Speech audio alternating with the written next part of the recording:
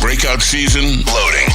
Inside the 5, Gibbs to the end zone, touchdown! Woodward Sports, the most dominant Detroit sports coverage around. Man, to the Braylon show here on Woodward Sports 2.0. Excited to have you guys join us today. Excited for the show. Great topics, great energy, and great group to be around, man. And speaking of those groups to be around, my guy Anson Wells, co-host. How you feeling over there, brother? Look at this backdrop. Shout out to JT, man. Look at that backdrop. Look at this. I feel as good as that thing looks right now, I man. like that it moved. This is a conversation. This is a newer piece. I want to say you added this the end of last week, Justin. Yep. You added the end of last week. It moves. It gives it that newness, if you will. It brings us forward into the new millennium, as we say. What's up to my boy, Sweet Potato Cam? What's happening, B? Nothing too How much, you doing man. today? I'm feeling good. It's a beautiful day outside. The energy is up. Got a chance to get a good workout in, man. I'm here with all you guys, the crew. Everybody is here. Double D is in the background. As I said, hello to my new right-hand man, and that is Justice Satawa. Jay, how you feeling? I'm feeling great, man. You know how it is. Another day, another dollar, another great day talking sports here at the Woodward Sports Network, baby. I got to fix my sidebar. Another day, another dollar, trying to make them holler. You know what I I'm kind of lied. I'm kind of pissed, to be You honest. want to jump into this first? Well, we should do that. Just- We should talk to him just because to you get guys this- crushed get that it going. yesterday. You know What's what? up, chat? How y'all doing? Yeah. What you guys doing Tell out us. there? Jump in the chat. Tell me how you doing, how you feeling. It's wanna know. Thursday. We're this close. We almost made it to the weekend, Anson, as you were saying. Very, very close. You know, Bray, they did so well yesterday. You guys crushed the goal. They absolutely did. We should double it again today. Appreciate y'all. Take that and double it. There it is. So they're doubled again today. Now tomorrow, we are in Flint for the Crim 5K, 10K race. No trailers breaking down this year, right? And they got bottled water. But I will not be there. I will be taking care of Mama. And the fact is I told you Prayers this up would to go Mom, out too. on Friday. Now, it's going to go out Monday. However, tomorrow, all day long, those super chats, I'm going to be tallying them on the fly from a remote location, undisclosed. But, yeah, keep them You coming in didn't today. want me just to keep tally like I did when you were gone? Well, you can do that too, but what I will for sure is remember, I'm going back into last week when you guys crushed it. Starting at that point, we're going to have them all in on that prize wheel. So smash the like button today, super chat everything in that you want to talk about, help guide our conversation. And then, of course, that button right next to like, it's the share button. You're going to click that, you're going to copy the link, and you're going to get it out to your people for this amazing. We do owe you a thank you for this one. He got it. It's from Gibbs, and it's autographed. You might not be able to see it from there, but it's a sweet collector's piece. Yes, 100%. The chat should be excited about that. You're excited about the chat. But something I am not excited about is yesterday we had Kool-Aid on the show, and we talked briefly. We just talked for 10 minutes talking about the Detroit Pistons, and I was asked on the spot, where do the Pistons fall in the East Pantheon? Soothsayer. One of the teams that I had above the Pistons yesterday was the Cleveland Cavaliers. I had them in the 4th spot. What do they do in the last 3 calendar days? One, they acquired Peyton Watson and Cam Whitmore, which are 2 players. One player for sure that we have talked about, Anson Wells as well as Justin Satawa. Love what Peyton Watson could have brought to the team. That's one thing they did, and they also re-signed and paid and gave an extension to James Harden, who served them well in the playoffs, especially against the Detroit Pistons. 3 years, $97 million. Now, Kool-Aid is here, but Anson, I know you're chomping at the bit. What does this do for you with the Pistons and Trajan? And remember, don't crash out too long. Well, you had to say that because I am pissed. I was hot when I saw this, and I got even hotter. Hated it, Kim. As I looked into the deal, I got pissed. This is a deal we should not have been beaten to, Kool-Aid.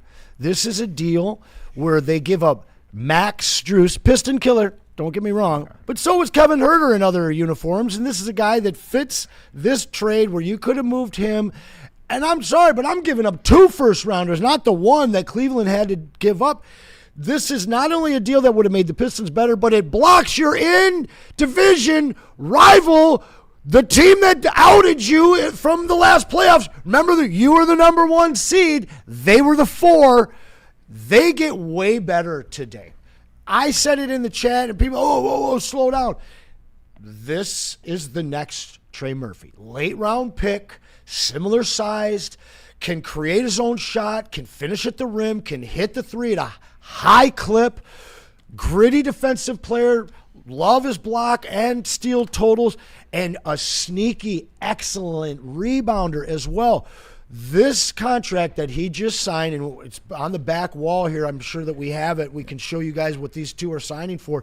This deal that Peyton Watson gets now, you just got him for what Trey Murphy's been playing on. You had the opportunity to get the next Trey Murphy at a discount, a guy that would assimilate it into your starting lineup like that. So, yes, Kool-Aid, I'm pissed. Yeah, 100%, man. Kool-Aid, before we get to that, I had to tell you guys, we do have a lot of great sound out of Detroit Lions camp, including a conversation with Jared Goff, and you definitely want to stay tuned to hear that. But before we get there, having this conversation, because for all the money that they gave up, which wasn't a lot, talking about the Cleveland Cavaliers, the Pistons have $100 million under cap. Go ahead, Kool-Aid. Man, you know what? You guys see here, the K Crusader shirt is on, but how much are we going to actually ask him to lift? I get it, the 44 wins, the 60 wins without a true number 2 for Cade. This is a deal that I believe the Pistons should have jumped all over if they had the opportunity. You're right, Anson, when you talk about the in-division and being able to stop them. But not just that. What about just making sure that your team has all that you need to go into the playoffs and do what you got to do? And what I love about this guy is that he hasn't wasted any time. As soon as he got the opportunity, you saw the improvements right away, including his three-point percentage, which was over 40% for the first time in his career this year, with the highest amount of attempts he's been able to take. I also like the fact that his assist numbers went from under 1 to now approaching 3 assists per game, showing that as he got the opportunities, he's proven that he's ready for more. And that, to me, is where I thought, okay, look, if you're not going to go out there and take the biggest swing to put a number 2 next to Cade, then at least go out there and make sure that if you're Trajan Langdon, you are finding yourself in these types of deals, because it feels like it feels Was that like F-U-C-K or was that F-U-B? Well, I had to look up. F-U-M-B. I'm L-E. getting Which a little one was fired that? up, man. Like, look, it feels like they're just passing up all of these types Where's of the deals, F-bomb bro. jar when you need it? Jeez Louise, Kool-Aid. Kool-Aid, they passed up a lot that I didn't necessarily love the fit. This was the fit. This one was you look the at $33 million to Harden, you look at $22 million now to Peyton, and this, Braylon, is on the heels of them giving an exorbitant extension to Donovan Mitchell, a deal that I thought hamstrung them. No. They find a way. And they're still doing things. That's the frustrating part. Yes. If you're a Pistons fan, I understand if you're like, yo, hey, do something. Because is Kevin Huerter, even if you like Isaiah Joe, even if you like John Collins, some people say, I liked John Collins 5 years ago. You know, that's where some people are actually at with these things. So I get now where some Pistons fans can be at, especially when you continue to see these types of deals are being made by the teams that we're supposed to be competing with. Like seeing guys like Anthony Simons just being able to be on the go to other good teams. It's like, come on. I appreciate that quick conversation about this, because I wanted to see if you guys felt the way that I did about the moves. And realistically, I think it all ties back to the city of Detroit as it relates to sports, because whether it's the Tigers, whether it's the Wings, whether it's the Lions or the Pistons, how many times in the last 2 years have we seen affordable moves not being acted on by our front offices? That's why I think you get so pissed, because when you see some of these deals, you're like, this one was in reach. This one was right there. This one wouldn't have blown it up. This one wouldn't have set you back. These are the moves with the players that fit that tend to tick you off a little bit. All right. Well, real quick, though, and you're right, that this is the move that doesn't upset too much. This is a move that could have fit. However, there's a reason it didn't happen, I believe. And I put it into the chat in Woodward last night, and I see KJ Obi-Wan echoing it. Duran's ruining everything. Because I'm going to tell you right now, if Duran is under contract, the extension is done, you're out making moves. Yeah. And this Payne Watson, this might be a Detroit move. Everything's on hold right now until Duran's extended. Am I wrong? You want to know that you got your guy and how you're going to sign him, because obviously you can go over the cap and sign him last, but you want to know that you got that in the bag first. You're exactly right. And that's what I'm saying. I'm a man of few words today, man, as it relates to this stuff. Like I want to see the Detroit Pistons give themselves every opportunity to keep their first place seed. You even see people who believe in them the most still saying things like, well, I still think they're going to make the playoffs. I still think that they're going to host the playoff game. But how many of those people are actually confident that they're still the number 1 seed in the Eastern Conference? And I personally don't believe they've done enough to secure that. That's right. Hey, man, we're talking football today. Last thing on this, Minton made 3-1-3. Pistons sitting on their hands. No, Duran is sitting on their hands right now. Whether it's Duran or the Detroit Pistons, more to come as that story unfolds over the next couple of days or the next couple of weeks. But now it's time to talk about the one, the only, the Detroit Lions. And we got sound from a guy that hasn't necessarily said a lot this year, but you've watched his game on the field, and it has been damn good the last 3 seasons. Talking about your quarterback, Jared Goff. When we get back, conversations with the Lions head quarterback. First, let me tell you about Planet Fitness. Look, you're trying to work out at the gym where you can go enjoy your workout. Do it at Planet Fitness. Your fitness is essential, and they understand that. The machines that they have for you, they keep them clean. In fact, they keep them squeaky clean. Doesn't matter if you're starting, doesn't matter if you're continuing, or you're taking that journey to the next level. Do it at Planet Fitness because they understand. 60-plus gyms here in the great state of Michigan and 2,700 around this country and around this world. So I'd say this. Planet Fitness knows what they're doing. Pull up on them. Your fitness is essential. You smell that? That's Brad Holmes cooking. And the off-season smells good. Woodward Sports.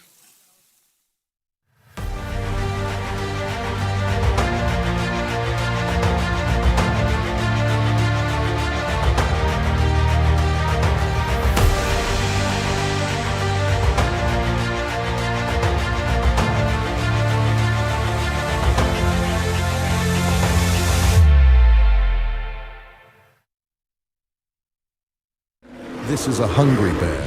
This is Carl and Jeff. Carl isn't worried because he has focused energy to spare thanks to Thrive energy pouches.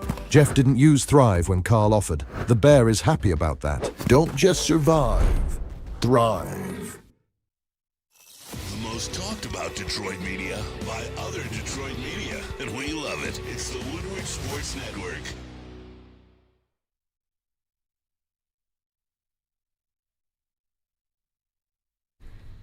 Weekend's almost here.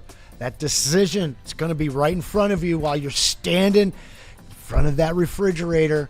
Which one do you pick? It's an easy one because it's never bitter. It's always refreshing, always crisp. It's all-day IPA from Founders, guys. We love our partnership with them. 15 years, this IPA has been the king of the category. So it makes your decision this weekend very, very easy. Make it an all-day IPA, but make sure you drink it responsibly.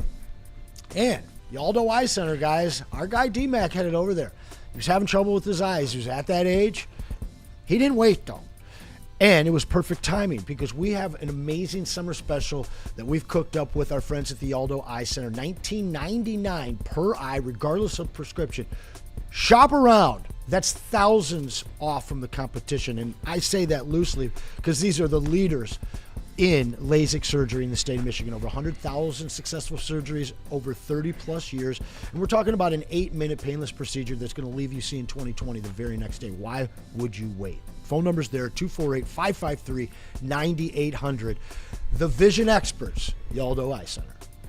Whose growth within the offense, whether it's the way they've added to their game, Camo. just tell me more about that. Like, 100%. Why has that been so rewarding as a teammate to watch where he was and where he is The now? most rewarding teammate journey I've ever been a part of.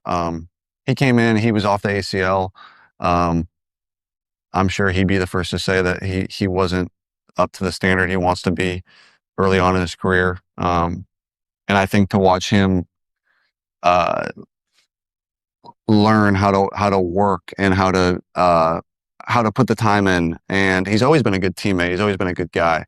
But how much is required at this level, and to watch him learn that and then want to ask the right questions. And like, we're in a meeting the other day and he stops the meeting to ask a question. And I just like kind of giggle, like the guy 4 years ago, like would kind of like, would never even consider to ask that, nor would he even know why he was asking that question.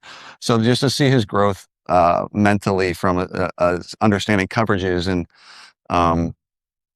it's been awesome, man. It really has. And to see his joy come to life on the football field, he's so fun to play with. He's one of my favorites of all time. And I'm so happy he's my teammate. And shout out to the Athletic Football Show for that video clip and any other ones that we used today. What I appreciate about that conversation is, one, it seems like everyone uber loves J-Mo. Like, J-Mo is everybody's little brother on this team, whether it's the quarterback, the coaches. Like, Sheila Hamp might look at him as a little brother, if you will. He just has that energy and that vibe that you fall in love with. Riz. 100%, he has that riz, man. He has that positivity, if you will. The other side I love about this interview is he's outlining how it's been these 4 years with Jameson, with 5 years, with Jameson Williams, how he's progressively getting better. When they drafted him, one of the things that I looked at, because whenever you come out of Alabama or you come out of Ohio State, you come out of those places like that, you're not necessarily on the board ready. And what I mean by that, when I got drafted in the combine, like when you go through those meetings, you go through those rooms, they'll put you on the board. What are your favorite plays? Design the defenses. Sure. They'll put the defenses up there. Break down this defense. What would you do in this? How would the adjustment be? What does this route look like? Explain to me the concepts of plays. Now, you got to be able to know all those things to some teams. When you go to Alabama, they're not asking you to do all that. Like, they're not training you in the art of being a wide receiver. It's like, hey, look, we'll give you the ball, you take off, you go to the crib. We'll throw you a fade route. We'll throw you a slant route. Here's a deep over route. Here's a play action to whichever one of these running backs is going to win the Heisman, be up for the Heisman. It's a very simple – I'm being honest. It's a simple way of playing football. So when you come into the league, yeah, he was pro-ready as a talent. He was pro-ready as an athlete. He was pro-ready as making plays and do all the things. But to take that up to the next level and to become an actual wide receiver, to become a wide receiver one, which is his dream, you got to mature into the process and have somebody that would do it with you. Jared Goff and him dialing in, you see him getting better year by year by year. He's truly dialed into the art of being a wide receiver right now. And listening to that, it just takes me back into my own process. So you come into the league, it takes a time to get there. And it's good that he's putting in that time with the Detroit Lions. Moonwalking in the chat here. I love how fast JG answered the question. And he did. Yeah. He was quick to it because it was the honest to God truth. And, you know, to your point, I thought it was the third year. You know, like, I didn't think guys like took off until the third year and then you watch them progress after that. We're so impatient now with the modern NFL. Yeah. We want guys, because we've seen rookie receivers take over the NFL. Also, you want to copy paste it. It's like, hey, you did this at Alabama. Do this year one for the Lions. Hey, we saw you in the national championship. Get us to the playoffs, man. It doesn't work like that. And we knew coming in when he was drafted that he was a work in progress. He had all the athletic ability in the world, obviously coming off of an injury, which to me kind of makes this his third year. As a supplementary wide receiver, he is not the main dog here. Now, he can develop into that, certainly, but you really have to look at what we've watched. We get a glimpse from afar. Jared Goff, as he answers this quickly and passionately, you can truly see what this kid means to him and the rest of the team. But as fans, we've watched truly not just the ascent on the field, but the maturity at the microphone and the maturity out on 7 Mile late at night. This is a guy who's career could have been derailed just a year and a half, 2 years ago. And there was people trying to help that happen. But he didn't let it happen, and the team was around him. Yeah. There is a true culture there. This is a kid that somewhere else at that crux might have gone the other way. So not only shout out to J-Mo, but shout out to Jared Goff and everybody else, because it takes a village to raise anybody. Even if you're the top premier guy who's third in the bloodline of pro players, this guy needed the village, and they have provided exactly that support. This kid's truly on the precipice, I think, from what I've seen at the podium, that maturity, that calm, that presence. But now we've seen the route running. We've seen the complete play over the last couple months of last season. This is his year. Yeah, at the end of the day, man, it takes people time to mature at every level, man. And now you're seeing the maturity of Jameson Williams and hearing it through his teammates. We keep hearing these conversations, though, Jay. We keep hearing it, whether it's Dan Campbell, whether it's Jared Goff, whether it's Amon-Ra St. Brown, whether it is Scotty Montgomery. Everybody is singing the praises of Waymo. Like, are we in for one of those type of seasons?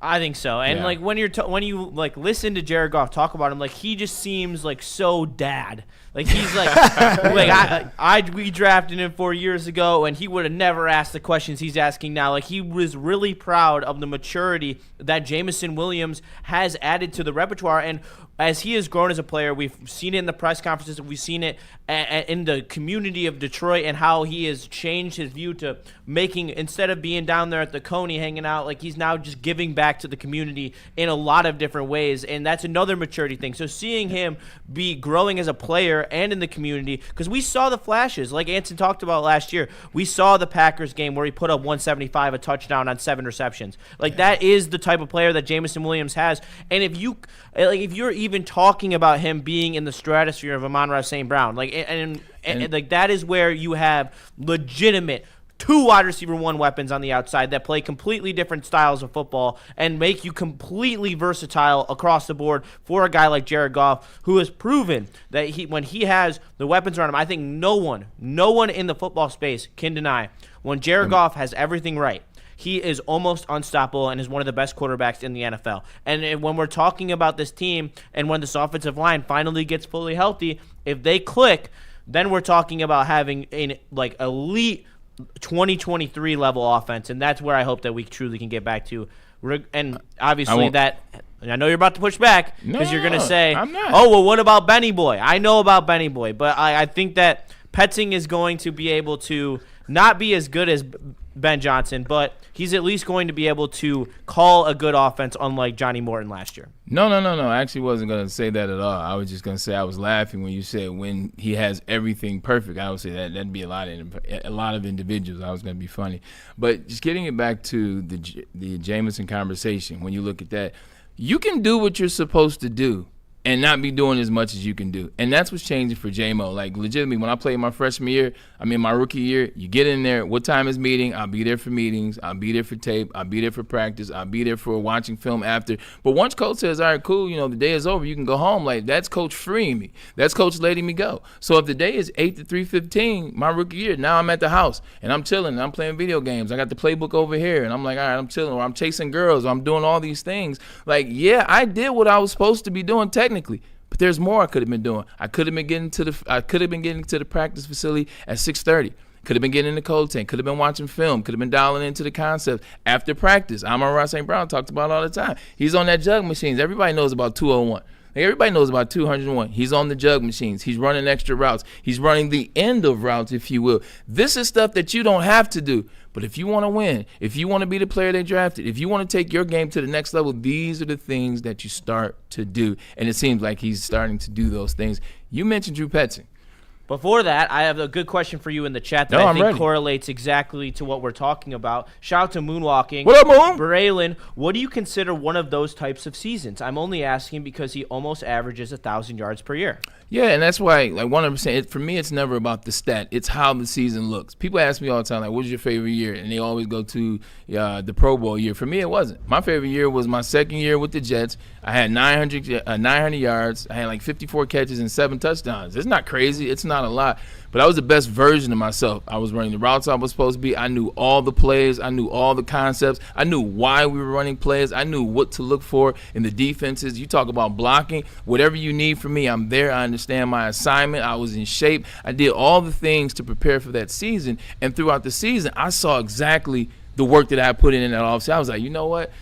Damn, I'm glad I put in those extra hours. I'm glad I ate right. I'm glad I did the healthier side of things. I'm glad I didn't go out partying all the time that particular year, because now you start to see the residual benefits because you feel fresh when you're practicing. That's how you see his best season. A lot of the MAs, the little things, sometimes last season, I'm sorry, Waymo's Pops. I'm not going to dish your son again. But last season, you saw a lot of some MAs, some missed assignments. You saw some drops. You saw some things that he can clean up. He had a damn good season, but it could have been even better. So him having one of those types of season is every time you see him in the game, like nobody's looking for, is this going to be this? Is it going to be that? It's going to be Waymo turning up. That's the type of conversation I mean by, is he going to have one of them seasons? Turn up. Because the confidence level. Like when you're in that state, man, that confidence level, man, you on another level. Flow state. And guess who's gonna see it? Number 16, who's having this conversation. He's gonna understand. I want to go there. Exactly. You can see it in the huddle. It's like, oh no. I predetermined where I'm gonna go with this rock. Speaking of predetermining where you're gonna go with this rock, need to have an offensive coordinator that understands how to get the ball to Waymo, how to get the ball to St. Brown, how to get the ball to Sam Laporta and the rest of the weapons.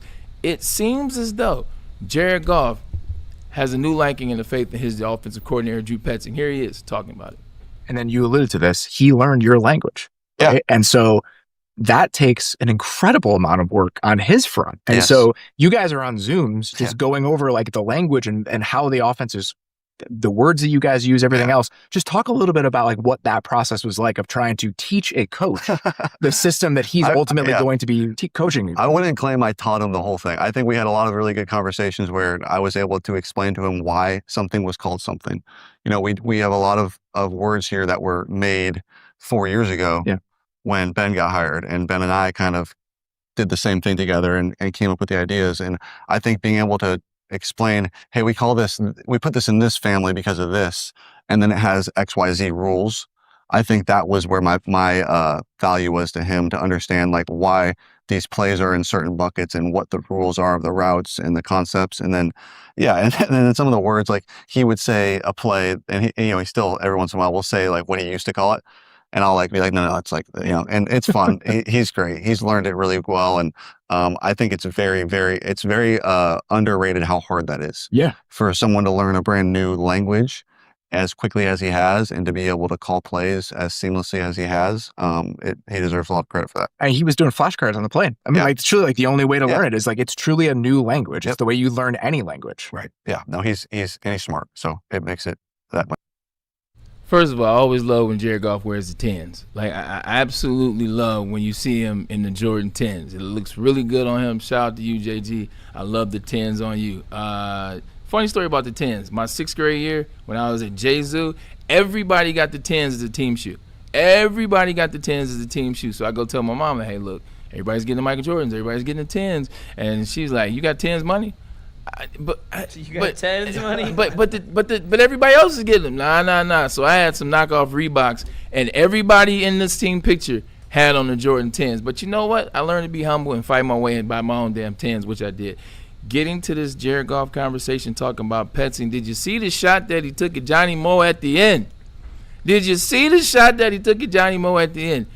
Calling Petsing smart. That was one of the disconnects last year with the offensive coordinator and Jared Goff. When you look at Jared Goff's a Cal guy. Jared Goff is a precision guy. Jared Goff knows how to break this offense down backwards and forwards. This is the type of quarterback he was. This is why he did so well in that department coming out as a quarterback.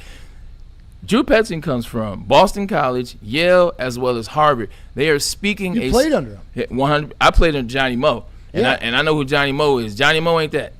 Like, Johnny Moe's not that. And so when you see this conversation and you start to look at where Drew Petzing's background is and how they're speaking the same language, and Drew Petzing's on the plane using flashcards, because if the system ain't broke, and the Detroit Lions and the weapons that they have and the system, no, it's not broke, just needed some retuning. And it seems like they got a guy, which we said last week when we heard him at the podium, seems like they got a guy that they can rock with and be on the same page. It's so important to be on the same page. Did former Lion Johnny Morton play for the 49ers? The wide receiver Johnny Morton? He did, I think. I thought so. The Chiefs. And then they went out and got like the absolute opposite doppelganger of Johnny Morton for their wide receiver coach. Johnny Moe was my wide receiver coach when I played for the 49ers, talking about the former offensive coordinator from last Give us year. a story, please. I'll tell you a story later because we're rocking and rolling with this, but you could just listen to him, hear him talking, see what his beard looks like in the morning when he's coming in. It's yellow. You got the dip the whole 9 yards, eyes kind of like all over the place. Like, that's not Jared Goff's guy. Not vibing with West Coast, not at all. Jared Goff. Yeah, 100%. When you talk about Petzing and Middlebury, that's more the speed for a Cal quarterback. Well, and you know, it's interesting that you say that because it didn't sound like him and Morton had this time. I never heard him mention Johnny Moe's name one time. Well, and so where was last year in the beginning of camp, you remember he was saying like, oh, like it's been an adjustment period, and it was so much more weird. like stuttery, not in the way that he's talking, but in the way that they're moving forward and progressing. They're not in a smooth rhythm where it seems like when he was just talking about Drew Petzing, they are in a rhythm. They are on the same page. It seems like Petzing understands what Goff needs to be successful, which I think is the biggest thing that Ben Johnson did for Jared Goff, is he completely tailored that offense around Jared Goff's skill set, and that's why it was so successful. So to see that Drew Petzing is doing something similar brings me a lot of hope to what this offense is going to look like like towards the start of the season. If you want to have success in the NFL, you have to have a quarterback and an offensive coordinator that are on the same damn page. And how you get on the same page is you got to understand the system has to fit the quarterback. This is not no longer 1995 or 1985 or 1975 or 2005. In today's society, in today's game, all these systems fit these quarterbacks. When Jalen Hurts is the best that he is, he's got a Kellen Moore. He's got a Gannon. What was the doggone offensive coordinator when they went to Super Bowl the first time? You get what I'm saying? To have an offensive coordinator that understands who the quarterback is and play from there, not try to make the quarterback fit the system. Well, and now that's interesting that you say that having the quarterback fit the system, because what I heard in this is something different. This is the third. I said you don't have the quarterback fit the system. Oh, okay. But either way, they're having a third straight offensive coordinator try to fit Brad's system. First Brad, then Johnny, and now Petsy. What I heard is that the offensive coordinator is here learning an existing system. Am I crazy in thinking that most offensive coordinators come in and bring their own system? No, they don't. Like, if you got dare I say these names, though, but Peyton Manning brought his whole offensive system from Indianapolis to Denver. That's an Tom anomaly. Brady. Those guys are an anomaly. Hear me out, because they're on the same line. It has nothing to do with them being the two greatest quarterbacks. Well, not two, but being some of the greatest quarterbacks of all time. It's how cerebral they were, and they understood that system. Tom Brady the same. Like, Byron Leftwich wasn't calling no offense down there, or he wasn't changing the offense. They bought in Tom Brady's offense. Byron Leftwich learned Tom Brady's offense, and then was able to add his nuances to it. So But this is Brad's offense then? No, this is Jared Goff's offense as orchestrated through Ben Johnson in the early years and maintained through Jared Goff. Like, they built this offense together. This offense started getting built in 2022 when it gave the reins to Ben Johnson. Jared Goff is side by side with Ben Johnson, learning this new offense, creating these little nuanced plays in the end of 22, 23, 24. And then they attempted to do the system. It just didn't work with Dan as well as Johnny Moe last year. So this system that Ben Johnson is, I guess you could say, the founder of, Jared Goff is co-founder of. Super Bowl or blow it up, says OCs usually bring their own system. That's what I was led to believe. Now, it just depends on what the system is. Sure. Like, the Lions have had a system in the last 4 years which has broken so many NFL records. I'm not trying to change it necessarily. There are times when you do come in with a new offensive coordinator and you bring your system. Every single coordinator that Jalen Hurts has had has been his own system. So how much does Petzing get to affect it then? I mean, are we really going to see 12 and 13 personnel or no? You add nuances to it. Okay, I mean, I'm not. I know, but that's what I said. Well, because the chat's kind of on this right now, and it sounds like they're kind of all over the place on this. I'm just curious, like, how set in stone we are with this system, and how much of it is understood by our in-house rival. The NFL, like, to be honest, all plays stem from the same plays over time. Like, they don't change. Like, the plays in the NFL have gone on, like, whether it's Sean McVay's system, which stems from Kyle Shanahan's system, which stems from Michael Shanahan's system, which stems from freaking Bill Walsh's system, Eric Coryell's system. They all are the same offenses with nuances. Sean McVay is a nuanced offense of Kyle Shanahan, which is a nuanced. So when you have an offense that works, you bring in a Drew Petzing. Drew Petzing understands maybe the running aspect better, maybe the 13 personnel better, and he adds more to it. It's not going to be the same exact thing, but you're adding to it. Chat, chosen two eyes, so delusional. Goff didn't help Ben with Ish. And then Super Bowl or blow it up, says Petzing the puppet. Not that. First of all, like, why is everybody attacking on the show today? Like, I'm reading the chat. But what I'm sounding like, it's not. No, Ben Johnson created the system as Jared Goff was right there side by side learning the system. It's just like it's just like any other system in life. When you got a guy that has the system first, and then he leaves and goes on to a new job and retires, the guy that's underneath him takes over. He takes over the reins. Jared Goff was helping. He was helping because he was on the field. Ben Johnson, for as much as he comes up with the plays, for much as he dials it in, for much as he tells you what's the black and white, hey, this is what I saw on film, you still got to have an MFer out there running the plays. You still got to have a guy out there on the field seeing things in real time, being able to adjust. Now I can take what I see on the field back to the sideline, and I can conversate with Ben Johnson. Hey, Ben, this is what I saw in this system right here. This is what I saw in that play. This is what it looks like through my eyes on the field. So, yes, Jared Goff absolutely helped Ben Johnson in creating this system that that Caleb Williams is now running. So I'm so hard about that to understand. Chosen 2, I says false. Ben Johnson installs his own plays under teams don't have installed. But then BD Trey, thought criminal, he's on your side. He says preach, Bray. And then he follows it up with says the chat is dumb. A couple other guys in here saying Ben Johnson, all he can do is come up with trick plays. I mean, you have to understand what the guy did with the Catfish and the Bears last year. I do. There's something that concerns me about this. I don't know. I can't put my finger on it. You've made me feel a little bit better, but I do think it tracks with the chat a little bit. I feel you. I just agree to disagree. Well, and you did play in the NFL. But it's not about that, because the second I say that, now it turns into a different conversation. Like, realistically, yes, Ben Johnson created the offense over the span of 3.5 years with the Detroit Lions, but side by side was Jared Goff helping out with that offense. Matthew Rose agrees. He says Goff created all of these offenses. Yeah, like, he helped. Like, realistically, he helped. He was side by side. He went on. And to say that Ben Johnson, all he did was call trick plays, I'll ignore that comment. So Goff's first year here, Ben Johnson was not. All he did is cause his trick plays. Meanwhile, look at the Look at the rushing yards of Ben Johnson's offenses. No doubt. Look at how he controls the line of scrimmage with the run and then opens it up for the pass. It's more than just trick plays. Those are just Lions fans that just don't like Ben Johnson, which I don't know why, because if it's not for his offenses, we wouldn't be sitting here having this conversation about what the Lions could be this year, realistically. That's real talk. So that's real talk. Yeah. But anyway, let's blow it up. Let's take a quick commercial break. We got I need some water. What about Laporta? Let's talk about Laporta. We got some time. That's not okay. Let's talk on Laporta, because we got some more stuff coming in, and we're talking about the offense. This is a big piece of the offense. Laporta, obviously, our running game went way down without him, but J-Mo at the same time excelled without him. It's curious to see what this offense will look like with a healthy Laporta, but do we have a healthy Laporta? You know, it's so funny, these comments in here. I love these comments, because when they hired Drew Petzing, and I said the same things, they said, oh, my God, no, you're wrong. We got the right guy. We love Drew Petzing, blah, blah, blah. This, that, and the third. And all of a sudden, it's like, man, he's not going to do anything. He doesn't know what he's doing. Like, anyway, yes, interesting questions about Sam Laporta. Here's Dan Campbell talking about Sam Laporta, and I got some questions to ask afterwards. Dan, do you have an update on Sam Laporta?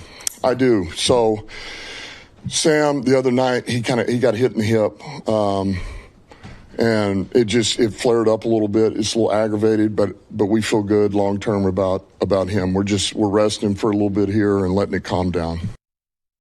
I had a question that I wanted to ask along with the pets and things, but I got so fired up messing with you guys in the chat. But kudos to you. You got me fired up. That's what my job is. That's what your job is as well. Appreciate you. Keep it going. The question that I want to ask, I'll save for the second half, but that Sam Laporta conversation, it does not make me comfortable. It does not make me confident. It does not make me comfortable. Like, this is just me. I'm taking what I heard, and maybe I'm overdoing it, so fine. This is nothing that came out from the Lions. There's nothing that Dan Campbell has said. But he does not sound confident in Sam Laporta's hip. He does not sound confident in that situation. And also, Sam Laporta plays a very pivotal role as it relates to a physical sixth lineman, if you will. He's a sixth offensive lineman, as well as a tight end, as well as a pass catcher, as well as a do-all type of player for the Lions. Every time he gets hit in the hip, this is going to be the conversation. Every time he puts his hand in the ground and somebody comes off that edge and they're battling, this is going to be the conversation. Newsflash, do you know how many teams understand Sam Laporta has a hip injury? Do you know how many defensive linemen, defensive ends, rush ends, outside linebackers can key in and target on that? I'm just saying, listening to him up there does not necessarily make me confident. And maybe I'm just not confident in the tight end position as a whole. Because you're a receiver. No, I love tight ends. Kenyon Sadiq was a great pick for the Jets. Jets, Jets. But if something happens to Laporta, our backup tight end is hurt right now, and no, Laporta's a major piece. And you know, Braylon, no, he's not the backup. The hip Conklin's the backup. Brock Wright is, or vice versa. And we saw what Brock Wright was with no Sam Laporta last year. Laporta's crucial. And I'm going to try this again. Braylon, the hip bone is connected to the backbone. All right? Yeah, now, I have my insider. I've spent a lot of time with Laporta this summer, watching him do deadlifts. Very, very healthy. At the same point, though, if there's an injury, it's going to be something that's connected to the backbone. Might be a shoulder, might be a neck, might be a hip. And that's what happens. You get a knee injury and you're coming back, guess what? You get hamstring injuries. Much better sooner than later, but I feel like I have this special insight. Justin, are you worried about this? Because I know you understand how pivotal he is to this offense. Yeah, I definitely am. I've been worried about him this entire summer. I mean, he's getting to a point where, like, he's a little bit injury prone, and we were talking about paying him, and if he's got the injury history like he has, he's missed games every single year of his career except his rookie year. Like, that's not necessarily the greatest track record when you're going to be paying him top of the market tight end money. So when you look at Laporta, and I like, you had a great point. The hip is leading to the back. I had insane back issues when I broke my rib, and every part of your stomach area, torso, chest area, they're all connected. So I know this is a tough thing to swallow. I'm worried about Laporta. I do think he's going to miss the first week of the season at least. But, I mean, the injuries are already starting, and it is already becoming a point of concern. Definitely already becoming a point of concern. Look, let's take a quick commercial break because I'm spent. I need a break. When we get back, we'll jump right back into it. We'll get back into the Super Chats. Also, smash that like button. Do we have any Super Chats? Oh, we do, and we're going to get to them when we come back. Make sure you do exactly as he said. Smash that like button, share the stream, get those Super Chats in. You're getting double spots on that prize wheel. And here we go. Let me get a message in from Water Hazard. Oh, for sure, B. Whether you're at Art and Jake's Comerica Park or on the golf course, check out Water Hazard, Founder's very first canned vodka cocktail. At 5% ABV, it is citrusy, refreshing, as well as gluten-free. Best served over ice with a slice of lemon. Get $5 cans at any Art and Jake's location in Michigan on Mondays, Thursdays, and Sundays, but please drink responsibly. It's bear hunting season, and Dan Campbell is hungry for some kneecaps. If you can just get a hold of them and you start dragging their ass out to the deep, dark abyss, you can drown them. The Kings of the North are back for another year of the brand new Lions. Make sure you're locked in to Detroit's #1 sports network for all the news and info on your Detroit Lions. Woodward Sports, let's go. Some days call for light, others lean bold. What about everything in between? All Day IPA, the easy choice for every day. Citrusy, crisp, refreshing. Flavor you can float with. Light on the hops, big on refreshment. One's great. Two, even better. Brewed with you in mind. No shortcuts, no fuss. Big on flavor, never too much. All Day IPA. Hop into easy. It is Joey with Woodward Sports, and in 2017, I trusted Dr. Yelda with my eyes, and it was the best decision I've ever made. No more glasses or contacts, just clear vision every single day. Hi, I'm Darren McCarty, 4-time Stanley Cup champion. If I had LASIK back in the day, I probably would have won 8 Stanley Cups. So if you're thinking about LASIK, do it now. Tell them, Doc. Come see me. You have nothing to lose. It's a free consultation. For a limited time, LASIK only $19.99 per eye. Call Yeldo Eye Center. Let them know Woodward Sports sent you. But please don't wait like I did. Call them now. The Super Bowl parade in Detroit will be one for the record books. Detroit just does it different. Woodward Sports, your official Super Bowl or Bust Lions network. Now it's time to make the change. It's time to make the call over to Michigan's #1 mortgage broker, Mortgage Pros, because they're hiring and they want you. MTGoPros.com is where you're going to go to find out more information. These guys are right in Troy. You saw us out there a couple months ago at their annual block party. Amazing culture out there. Awesome owners means great, happy employees. So 248-416-1361 is the number to call. There's no more reason to delay. You want to change your life. You want to change your future. Do it today. Make the call to Mortgage Pros. And then afterwards, right afterwards, you're celebrating because you've got a meeting to go change your life. Now you're going to go fill your belly with the best pizza in the world. 80 years, the original Buddy's Pizza. They created the Detroit style deep dish, but they got more than that. They've got pasta and wings and salad, all kinds of things. Check out their website, buddyspizza.com. And when you're there, put in that WWS26 Woodward Sports 26. WWS 26 is going to get you $10 off your $50 order. Check them out. They are Buddy's Pizza.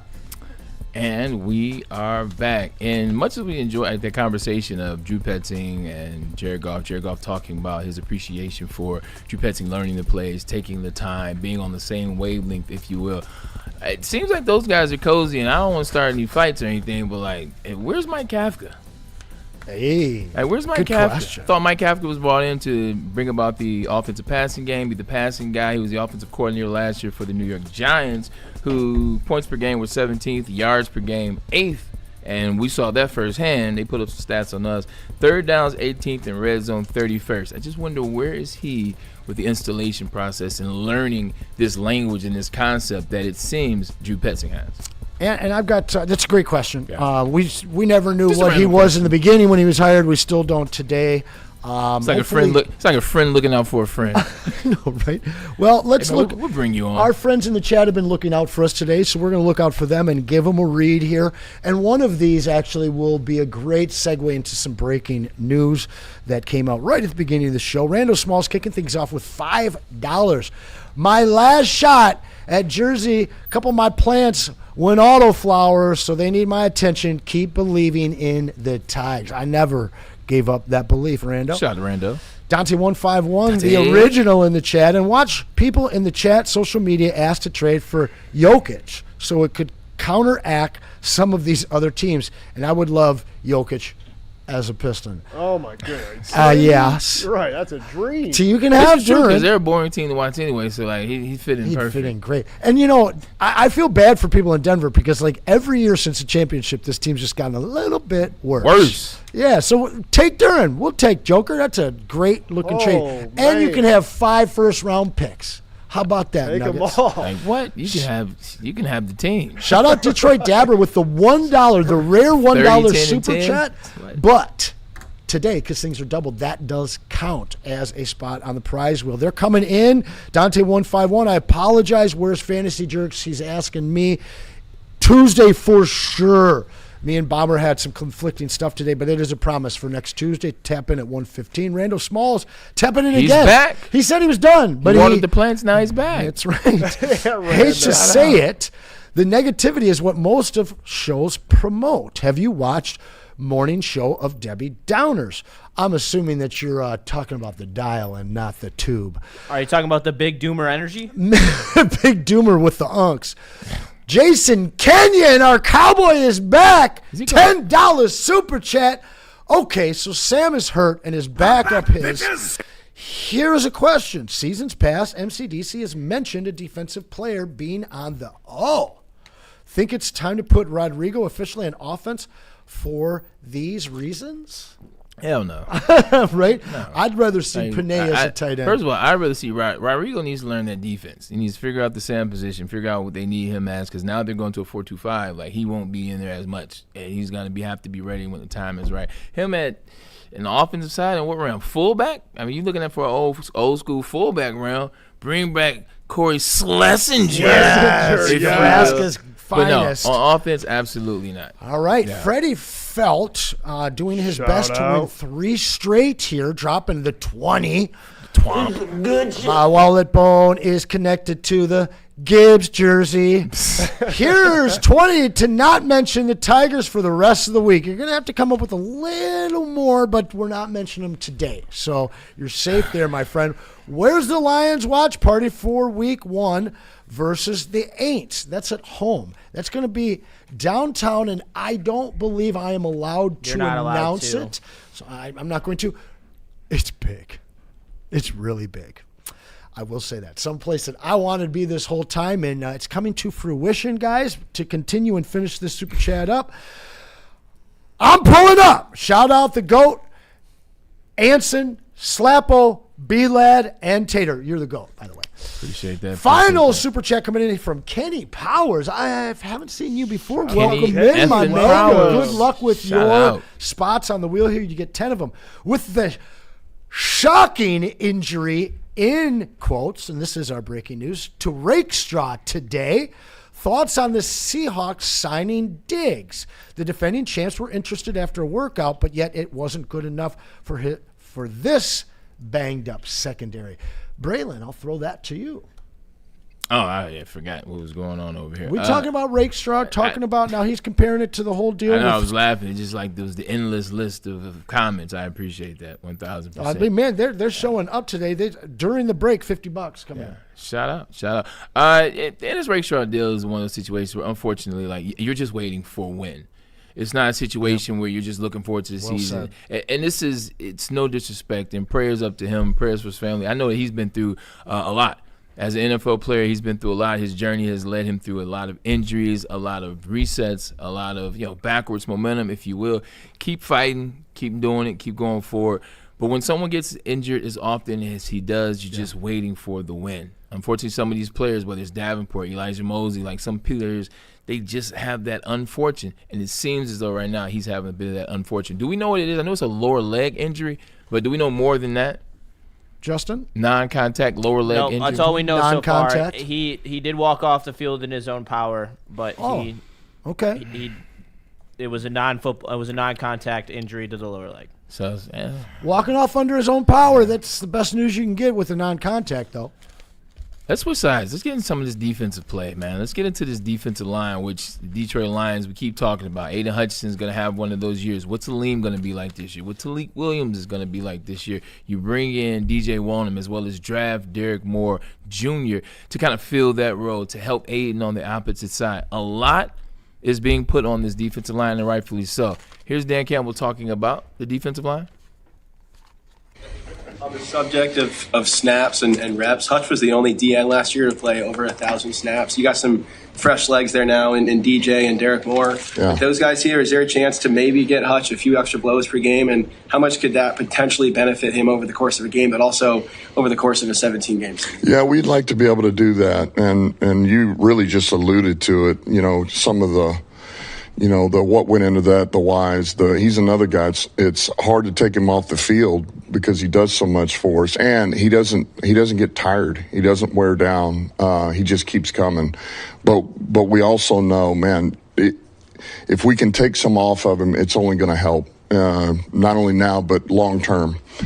So that's in our heads. Now it's a whole different story trying to get him off the field. All right, but we'll figure that out because he doesn't want to come out. And that's a good problem to have, but it's in our mind, and that's why it's important for a guy like Derrick Moore to come on. He just got back, and the good news is he's gotten 2 good days of work. That's positive, but he's got a long way to go. He just needs reps. Derrick Moore needs reps, but we like what we see for the limited amount of snaps he's had so far. But it'll be big. Oh, man. Like, one thing about Dan Campbell, he loves all his sons, and Aiden Hutchinson is one of his sons. I'm going to have a really interesting question after we talk about Jack Campbell. I'm going to bring this back to Aiden Hutchinson. But before we talk about the Derrick Moore stuff, Hutchinson, one of only 2 players defensively or defensive ends to play 1,000 more snaps last year. You guess the other one? For the Lions? No, not for the Lions. Miles Garrett. The Lions barely had a defensive end last year. Miles Garrett. No. Trey? It is not Trey. He is white. I'll give you that hint. Max Crosby? There you go. I knew when I said that you guys would get it right. Like, legitimately, Max Crosby. There's other beats. Max Crosby's the only defensive end that consistently plays 1,000 or more snaps each season. Great info. But listening to him, I want to touch on the Derrick Moore side of things. Like, it seems as though he likes Derrick Moore. It seems like he likes the ability. He understands why he drafted Derrick Moore. But it seems like he has a ways to go, as Dan alluded to in here. I wonder how long that process is going to be. Yeah. I have heard from Easy that he looks unbelievable at camp, and so I think that, Dan Campbell's trying to temper the expectations a little bit. I know how much he loves glowing about players, and I know how much he loves getting into it and, hyping up J-Mo, but these are established players. I think he's trying to keep Derrick Moore a little under the radar so that he can jump out on some of these teams in the first couple weeks of the year, because from what they're saying, he looks great in terms of rushing the passer. Him and Hutch have been all over that offensive line.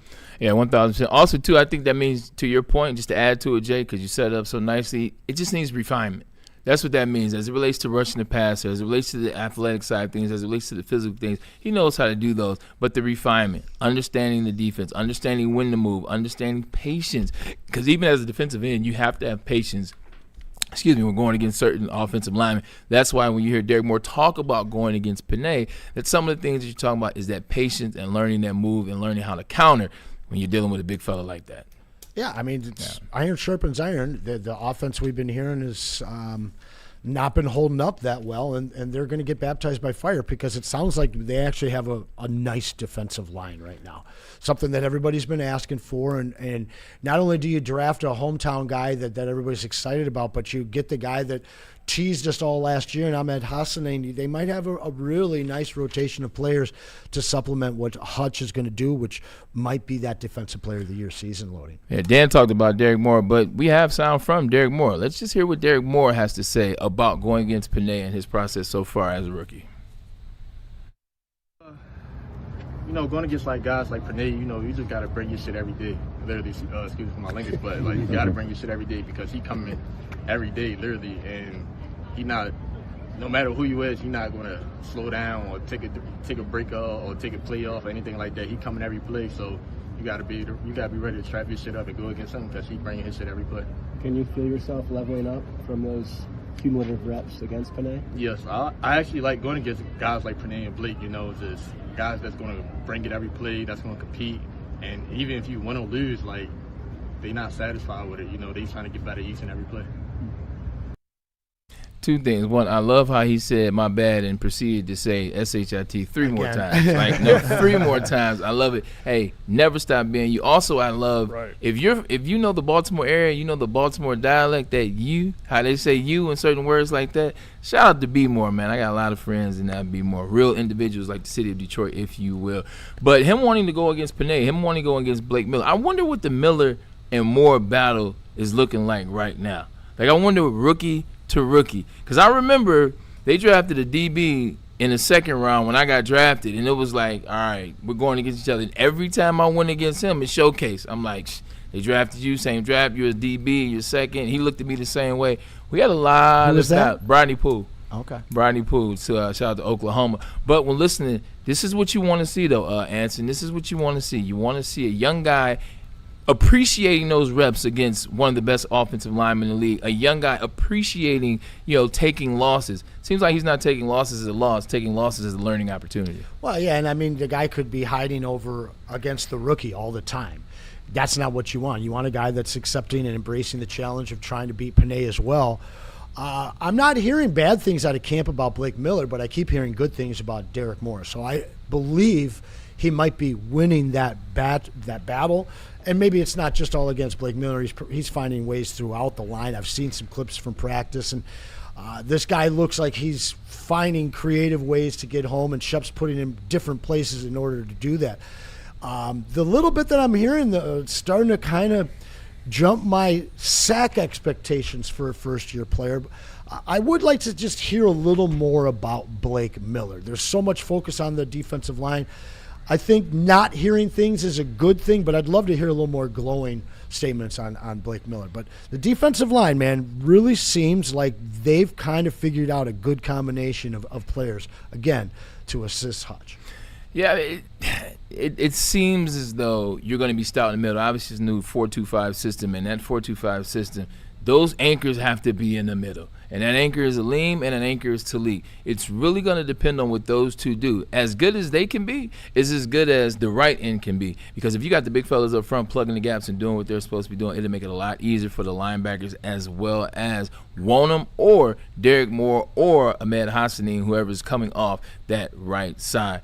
Speaking of linebackers, Jack Campbell, another one of Dan Campbell's sons, almost directly because of the last name. Last year had his coming out party, 174 tackles, 4.5 sacks. He was just a man on a mission. Almost could argue that he was the most consistent defensive player for the Detroit Lions last year. Here's Dan Campbell talking about his linebacker, and oh, by the way, he's gushing. How much is that attributed to the fact that he's got the green dot, and how much has he become indispensable essentially for the defense? Yeah, he's just too good of a player. I mean, it's look, here's the good news with Jack. Jack is a big physical human being for the middle linebacker position, which means he can take a beating and he can deliver a beating. And you that's hard in today's game. So to have a guy like him, I mean, he can take on a lot of reps. Not everybody can do that, but he's too valuable. I mean, he does everything for us. There is a chance we pull back on some of these special teams reps, because we do. We need him on defense, and he's not coming off the field. He's just too valuable. And in light of that, who, if he is off the field, who would be the communication hub, I guess, in light of him being out? I mean, who would have that green dot? Oh, you're talking. Don't do that. No, I mean, look, there's a number of guys we like. Rodrigo could take the green dot. Bocce could take the green dot. Now, there's a chance Now takes the green dot. Now had the green dot the other day. So we've got guys that can do that, but that's not going to happen. I guess if his shoe comes off, yes, one of those guys can do that.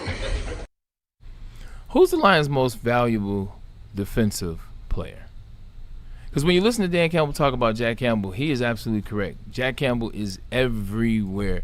He makes plays and he shows up consistently throughout the season. Aiden Hutchinson does as well, but just in different ways. Who is the Lions' most valuable defensive player? Is that a fair question to ask? Is that a shit-starting question? I mean, there's Lions fans involved. There will be shit flying for sure. I mean, it just seems like it only comes down to two players for the first half of this season, because I think that when Brian Branch and Kirby Joseph are injected into the lineup, and maybe Kirby is there week one, maybe you have to wait half the season for Brian Branch, but that debate becomes much larger with those four guys all in it. Right now, I believe he is. And I'll be honest, I'm not sure that changes even with the secondary getting healthy. No, you just believe in that now. What say you, Jay? I think it is Hutch. Yeah. I think that the amount of pressure that he can put on an opposing starting quarterback takes all the pressure off the remaining parts of the defense. I don't think that anyone else has that type of role, because in terms of Jack Campbell, it's only in the run game. Hutch can give you both. And then, obviously, Brian Branch is an extremely impactful player, but I just don't think that, I think you can live with an out and in the box safety. I mean, we've done it for a very long time while he's been hurt, and I don't think the defense has looked utterly terrible if Aiden Hutchinson was up to his full potential. And then in terms of Kirby Joseph, the turnovers are what this defense is dependent on, but that's mine. My two is Kirby, not Jack Campbell. My two is Kirby. Nice. I'm a Brian Branch guy. Love him. I love how he plays. He reminds me of Brian Westbrook. But the fun conversation to have when the Lions, all their defensive players are healthy, you actually have some guys that can make some plays. Yeah, and the shit is flying in the chat here. Blimpy says Hutch. Mansfield says Hutch is the MVP of that defense. And then Luke Sorry triples down, says Hutchinson, no question. Very next one, BD Trey, Thought Criminal, Brian Branch, Moonwalking, the injured Kirby Joseph. They just keep coming in. It's either Jack or Hutch, says Matthew Rose. The most underrated player that is important is DJ Reader, says Luke Sorry. And that comes to an end, me reading the chat. DJ Reed or DJ Reader? I think he said DJ Reader. Lord. DJ Reed, honestly, might end up being that. Because who the hell is your CB1? You got all these playmakers all over the place. You got them on your offensive line and at your safety spots and in your linebacking core. But the sieve in this defense that's been leaking has been the corners. And you got smallish corners again. You lose one today in Rake. And, I mean, I don't know how much we're depending on him anyway. I don't know if it's the most important, but it absolutely could be the biggest hole. How does it change to a 4-2-5, Justin? How does it change Jack's role with this defense, if at all? I really don't think it does. I mean, I think that he's just going to be asked to control that middle of the field and make sure that you aren't allowing these running backs to get those big gains through the middle. A couple of times those outside zones really popped. That his job is going to make sure that anything inside the tackles is eliminated. And so then you are going to have to he's going to have to do more. I mean, that's at the end of the day, he's going to have to do more in the middle than he's ever done in his career, because when you lose a linebacker and add a safety, you become smaller, you become more fast. Hopefully that helps with the outside zone issue that we've been dealing with for so long. And I think that when you look at the way that the safety room is built, hopefully that is able to negate a lot of those outside running plays where then it's going to be on Jack Campbell to be the stout in the middle type of guy because you're going to have less bodies there and less big bodies for sure. And that's what Dan alluded to, and that's what he talked about, the ability for Jack Campbell to do all those things because of his frame, because of the bigger size. That is one of the things that attracted the Detroit Lions to Jack Campbell in that draft. So many people, including myself, hand raised in the air. I said, hey, look, the new wave of linebackers is air 6'2", 235 pounds, and they can run side to side, and they may even run a 4.41 at this time. I thought that's where we need to go. They chose to go with Jack Campbell, and I was wrong. And Jack Campbell has been nothing but better and better and better, and now all pro attached to his name. So shout out to Jack Campbell. It's going to be fun watching Devin White side by side with Jack Campbell this season.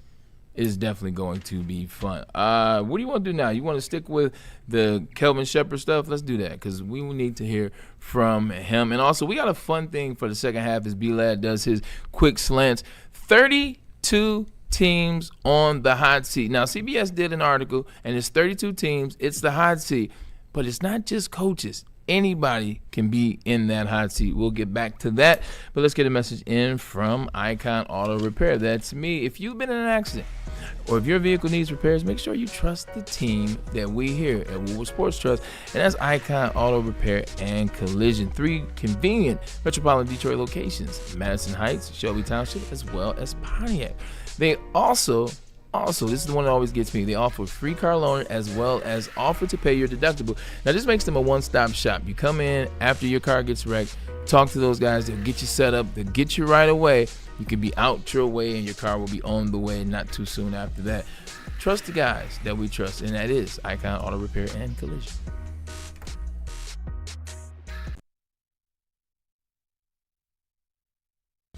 Game is won in the trenches, and our big fellas don't mess around. The Woodward Heavyweights on Woodward Sports.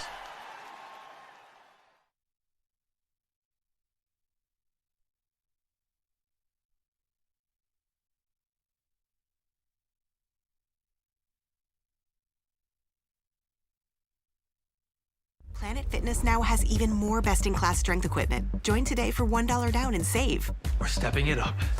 We're not slowing down. Finding new face, new focus. Love that new equipment smell.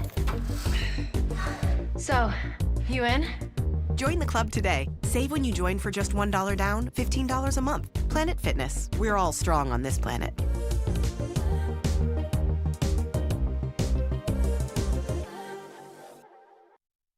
I hate to tell you, energy drinks, but you're about to be crushed. Thrive nootropic energy pouches are here to change the game by delivering steady, focused performance in a clean white pouch for a fraction of the cost. And unlike other brands, Thrive comes from an American company that's been leading the way for over 30 years. So stop drinking gut rot energy drinks and why don't you thrive for a change? It's just better. Most talked about Detroit media by other Detroit media, and we love it. It's the Woodward Sports Network.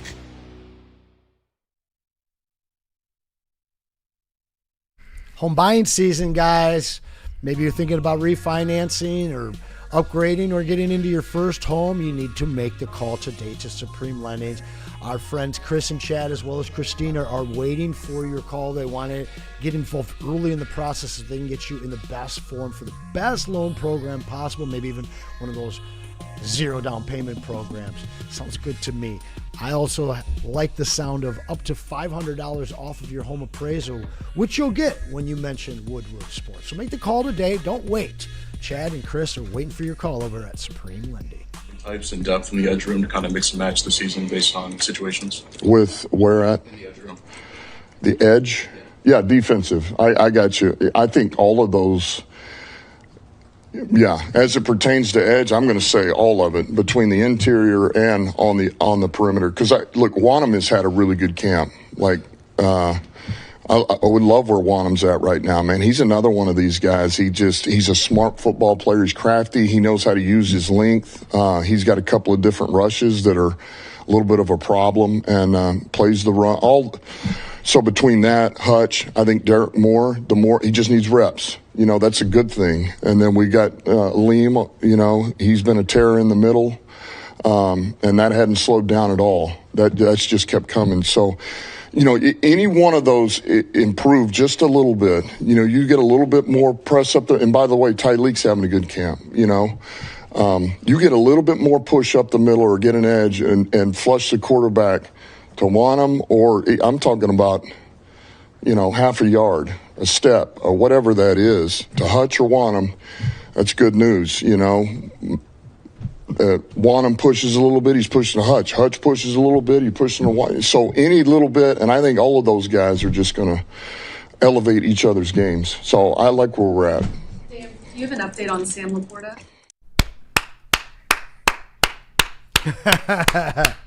Two things I like that I heard. We just talked about Tyleek Williams. I like that Tyleek Williams is having a big camp. It is going to be important for those two in the middle, talking about Aleem and talking about Tyleek. If they can shut Ish down, it makes it so much easier, exactly what he said, in funneling things to the left or to the right. Now, here's my question for you. We've made so much in Detroit as we welcome you back to the second hour of the show here at Woodward Sports, Braylon Edwards Show. The crew's all here, the gang's all here, fired up, talking about your favorite team. We made it so much about getting a rush in to go opposite of Hutch. Like, who's the guy? Who's the guy that's going to come in here and help Hutch? Who's the guy that's going to be opposite with 11.5 sacks but also can play the run? Is it maybe not who's the guy and who's the guys? Because when you start to looking about the depth as he's talking about, DJ won't even have a heck of a camp. We've seen what Amir Hassanin is. Excuse me.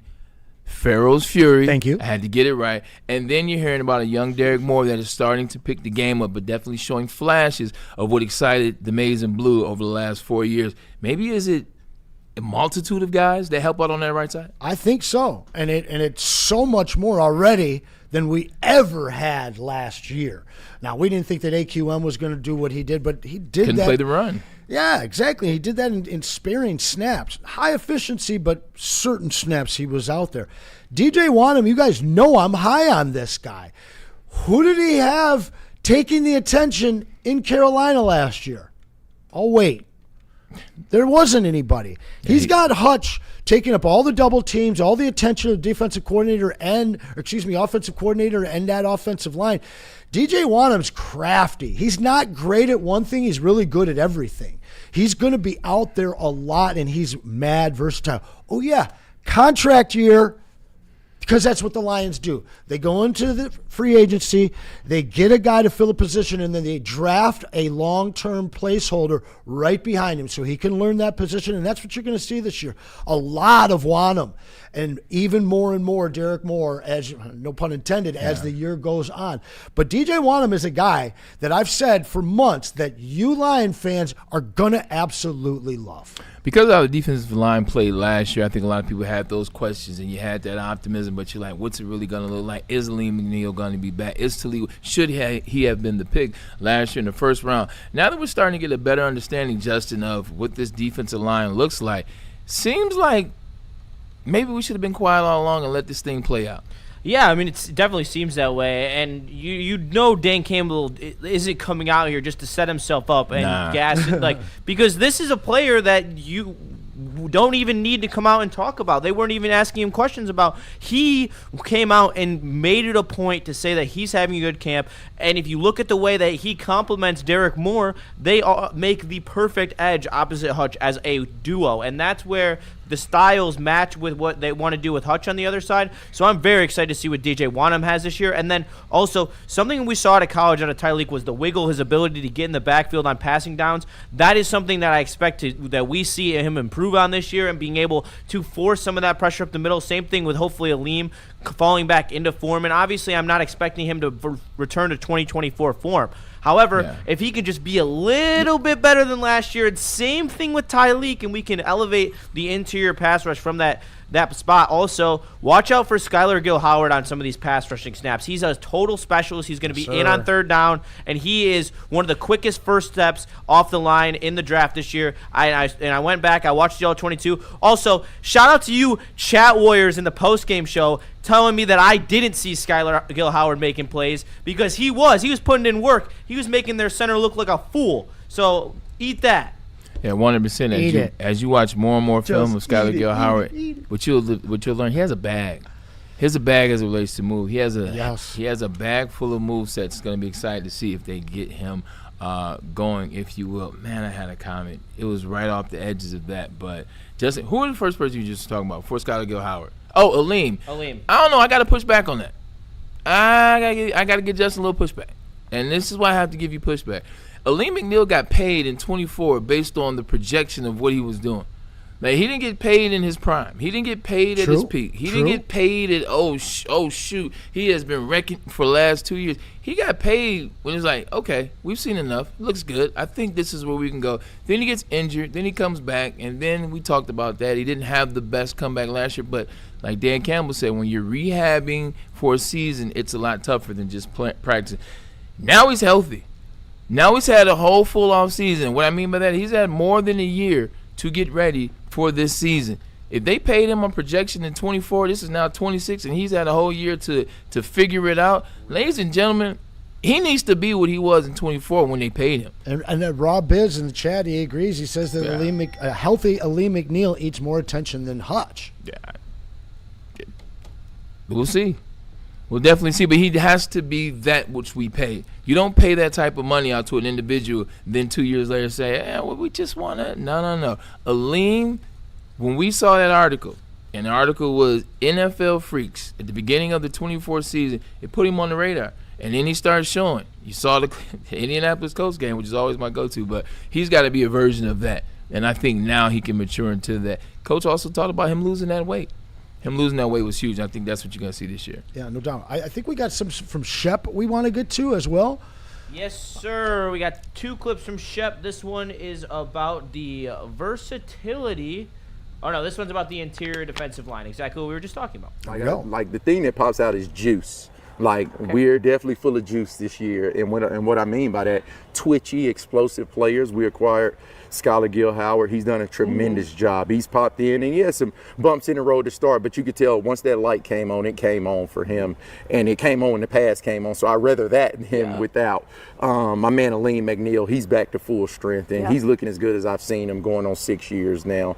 Tyleik Williams going into year 2. What he's done transforming his body has helped him, and it showed up. You can't tell Tyleik he's not the most athletic guy in the room. Mekhi Wingo is a guy that showed up in the run and pass rush. So that's going to allow our edges to rush a certain way. Yeah. Everybody thinks pass rush is about souped up edges, but it has a lot to do with the interior of the pocket. Shep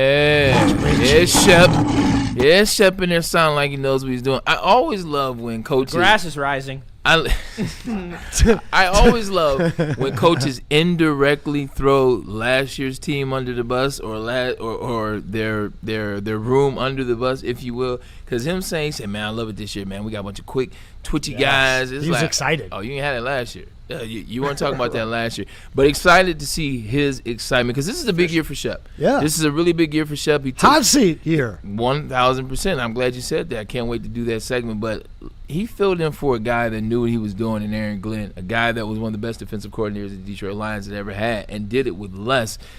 It's going to be a big year for him. But having healthy guys, having in-shape guys, and having guys that can do different things. You got quick, twitchy guys. You have the big, rangy, longer guys like DJ Wonnum. It's going to help this defensive line, and it's going to help the defense. Yeah, and you said healthy.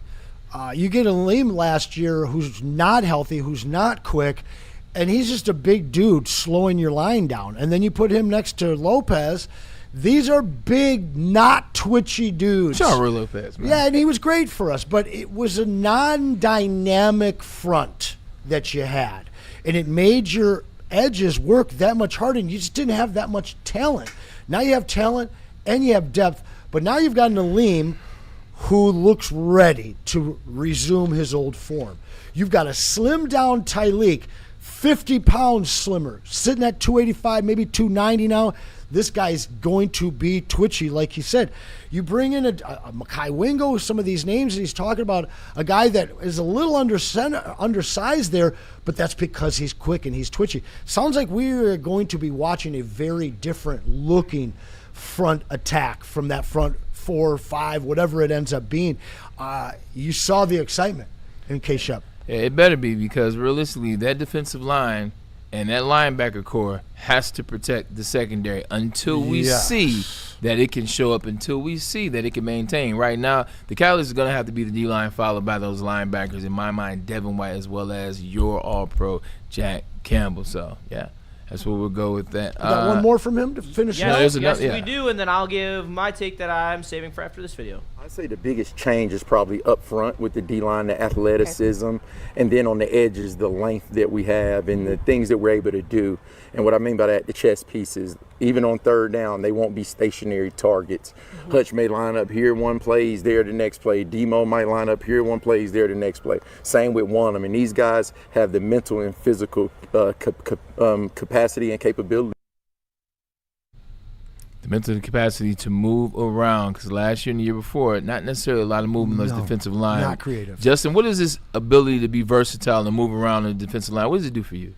I think it does a lot, because I think you see like the Packers utilized Michael Parsons in multiple places to expose defenses that were weak in the interior with the inability to guard someone who is that physical and that big and that fast of an edge who doesn't necessarily line up there. I'm not talking about putting a Lee McNeil on the edge like we did last year. I thought that was a abysmal mistake. But what we're talking about is stunts. We're talking about Derrick Moore lined up over a guard where he's in one-on-one coverage because Lee McNeil's getting attention and then Hutch is on the other side. Like, that's a very intriguing set for me to see how we're going to be able to get after the quarterback this year, because we had the longest time to throw in the NFL last year, and that is absolutely abysmal. You cannot be a playoff defense when you're that bad. So this year, what I'm hoping, as I don't really necessarily believe the secondary is going to be much better, I do believe that the pass rush is going to be a lot better. I think that they have weapons, like how Shep was saying. They are going to be able to run these sets where they have very physical, explosive athletes at every position across the board, where you have you talked about Lee McNeil, 2024 most athletically dominant or athletically gifted athletes in the NFL. He was on that list. And then like I said, Skylar Gill-Howard, he's got one of the best bursts that I've ever seen out of the defensive tackle position as a rookie. So that's really intriguing to me. Obviously, Derrick Moore, and they talked about it. Easy talked about it when he was at camp. They used Derrick Moore in Michael Parsons-like role, moving him around the defensive line as a pass rusher. So all these things really, I think, is a perfect format. I think Shep's really starting to get the pieces that he wants in his defense and how he wants to run it. He's seeing the athleticism on the line, too, thinks that it's going to help with the run defense as well, something that I think is a worry in terms of, like I said, the outside zones. We were one of the worst teams guarding that in the NFL last year. And that's what I think that's where you saw Aaron Glenn take his jumps, take his strides as it relates to being a defensive coordinator, is when in 22, 23, you started getting more healthy players, and in 23, 24, you started getting better players, and those better players started to show and prove before injuries happen. I think that's now what Shep is seeing. He's seeing his players in shape. He's seeing new players, and they're adding some new pieces to help him out, much like Aaron Glenn in year 2 and year 3. So bodes well for him, because he's going to have a bounce back from last year. Yeah, bunch of super chats came in. Let's I'm going to read 2 before we hit the break here, so keep them coming in. Remember, you're getting double spots on that prize wheel to take home this autographed Jahmyr Gibbs jersey. So keep smashing that like button and share the stream as well. Material feels so nice. Dante 151 $5 super chat. Once again, this is a PSA. I do not, and I mean do not, want to see a Lee McNeil at frickin' edge this season. If I see his big ass at edge, I'm out on K-Shep. Now, I got to push back on that a little bit, because I wouldn't be surprised to see it happen on occasion. It's not going to be out of need. It will be out of design, and it won't be often. And then final one here, $2 super chat from Randall Smalls. I thought you said you Randall's were done. Back. Appreciate you keeping coming back. This Lions team will be the perfect storm. We hope so. We hope so, because the last 2 seasons have ended in a storm. So if this is the perfect one, then shout out to who was in that movie? Was it Mark Wahlberg and George Clooney? I want to say randomly. I don't know, but I got something from Freddie Felt that I'm going to have to. Well, I'm going to have to sing this one, and they're not going to like it. But not now. Not yet. We do that when we get back. Tell us about Mad Packs before we get out this door, Justin. Let me tell you about Mad Packs. Mad Packs' new line of gummies. They have the Boom Shakalaka and the High Low. The Boom Shakalaka is hash rosin, and the high-low is live rosin. So make sure that you cap in with their great variety. You can see right there they got the blue raspberries lushy. I personally tried the cherry one, and it was fantastic. Great to add to your summer plans. So make sure you tap in with Mad Packs today at getmadpacks.com. Mad flavor, mad high, Mad Packs.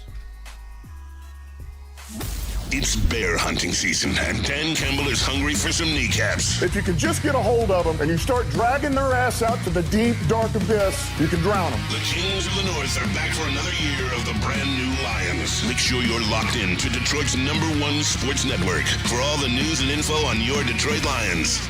Woodward Sports, let's go. You know how some things are so good they should be world famous, but they're not? Our house-made vinaigrette is one of those things. And the antipasto salad, we drizzle it over. Same with our hand-battered chicken tenders. Original recipe soups and pasta sauces. It's almost as if our original, world-famous Detroit-style pizza is mocking them. And that's not very nice. Experience summer in Detroit with pro soccer at Keyworth Stadium. Every Detroit City FC match brings a new reason to show up early and stay late. Tickets available now at DebtCityFC.com. We are the network for Detroit by Detroiters. Welcome to the Woodward Sports Network.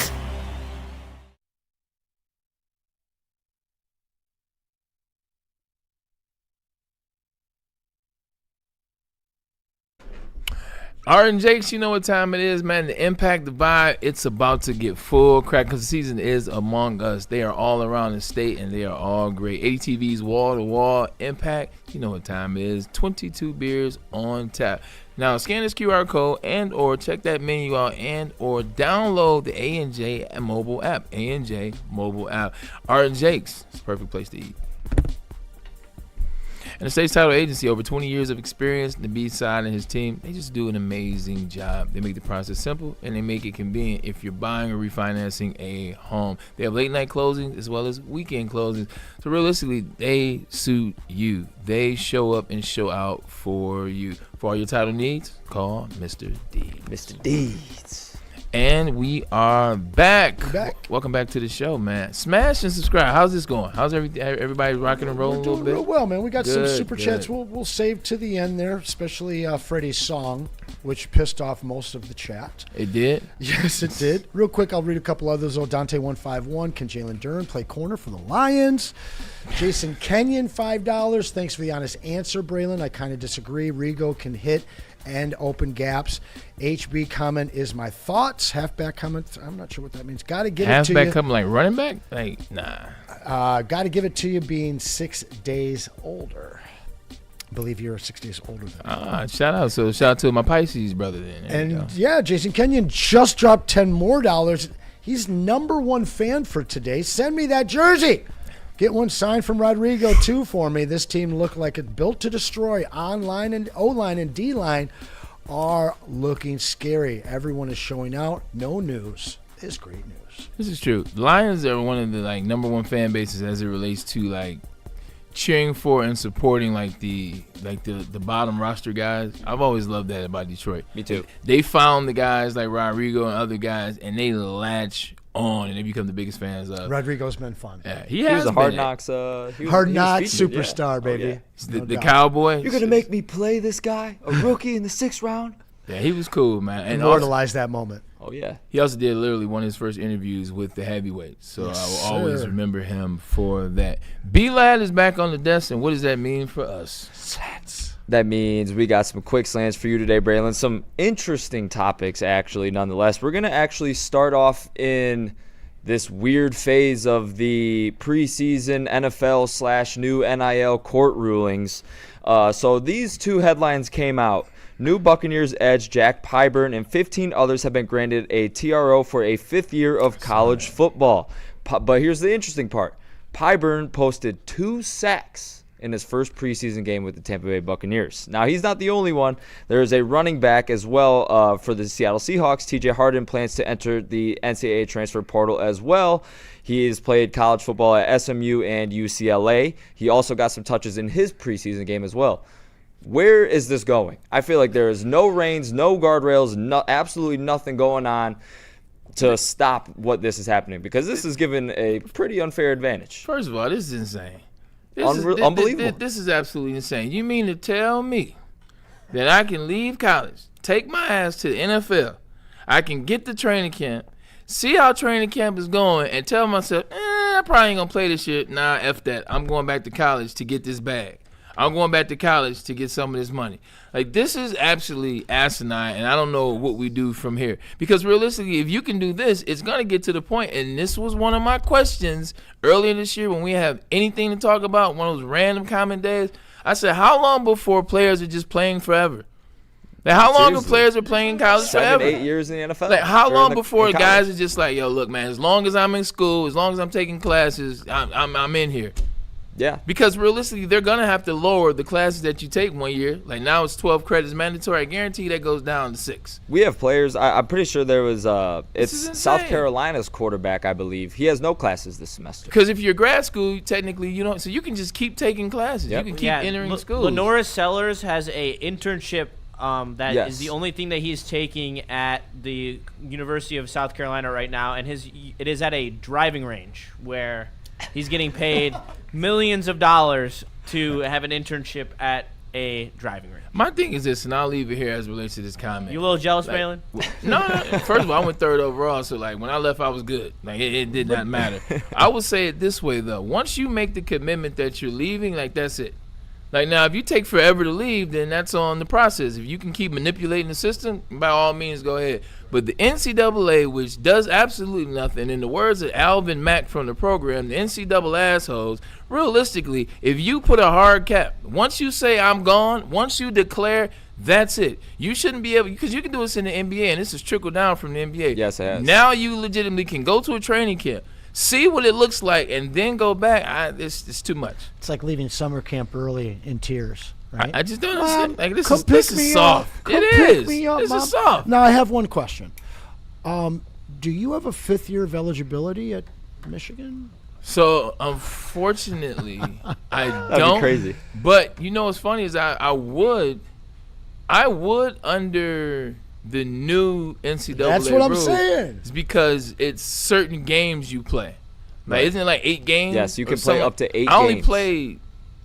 I played in 12. I played in 7, and I only had like 3 catches. So There you realistically, I mean, maybe some eligibility Get that back, Have dude. you They ever thought about how much money you would be getting paid in today's NIL? Because I know Amon-Ra St. Brown was on a podcast. It's never crossed his mind. Well, that's P-Lad. the thing. Not once. He's never thought about it at all. Well, I put it to you this way. Realistically, it never crossed my mind until Bryce Underwood got paid. Because the way in which Michigan was paying cats, like it wasn't like a ton of money, and they were giving half. They fought it. They fought until they didn't. Until Jim didn't, and that's when the powers that be started messing with Jim.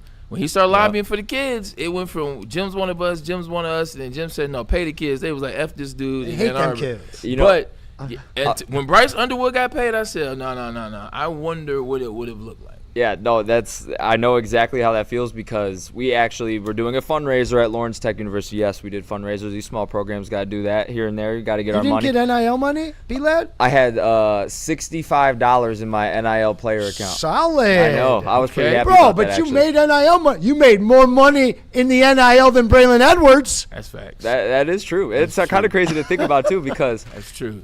We were doing the fundraiser, and, everybody's getting donations from family members or, coworkers, stuff like that. Next thing you know, you see at the very top $5,000 donation from Donovan Edwards, and then as soon as I saw that, I'm like, yeah, like the kid is the same age as me and a bunch of other guys in this room, because one of my teammates was teammates with him in high school at West Bloomfield High School.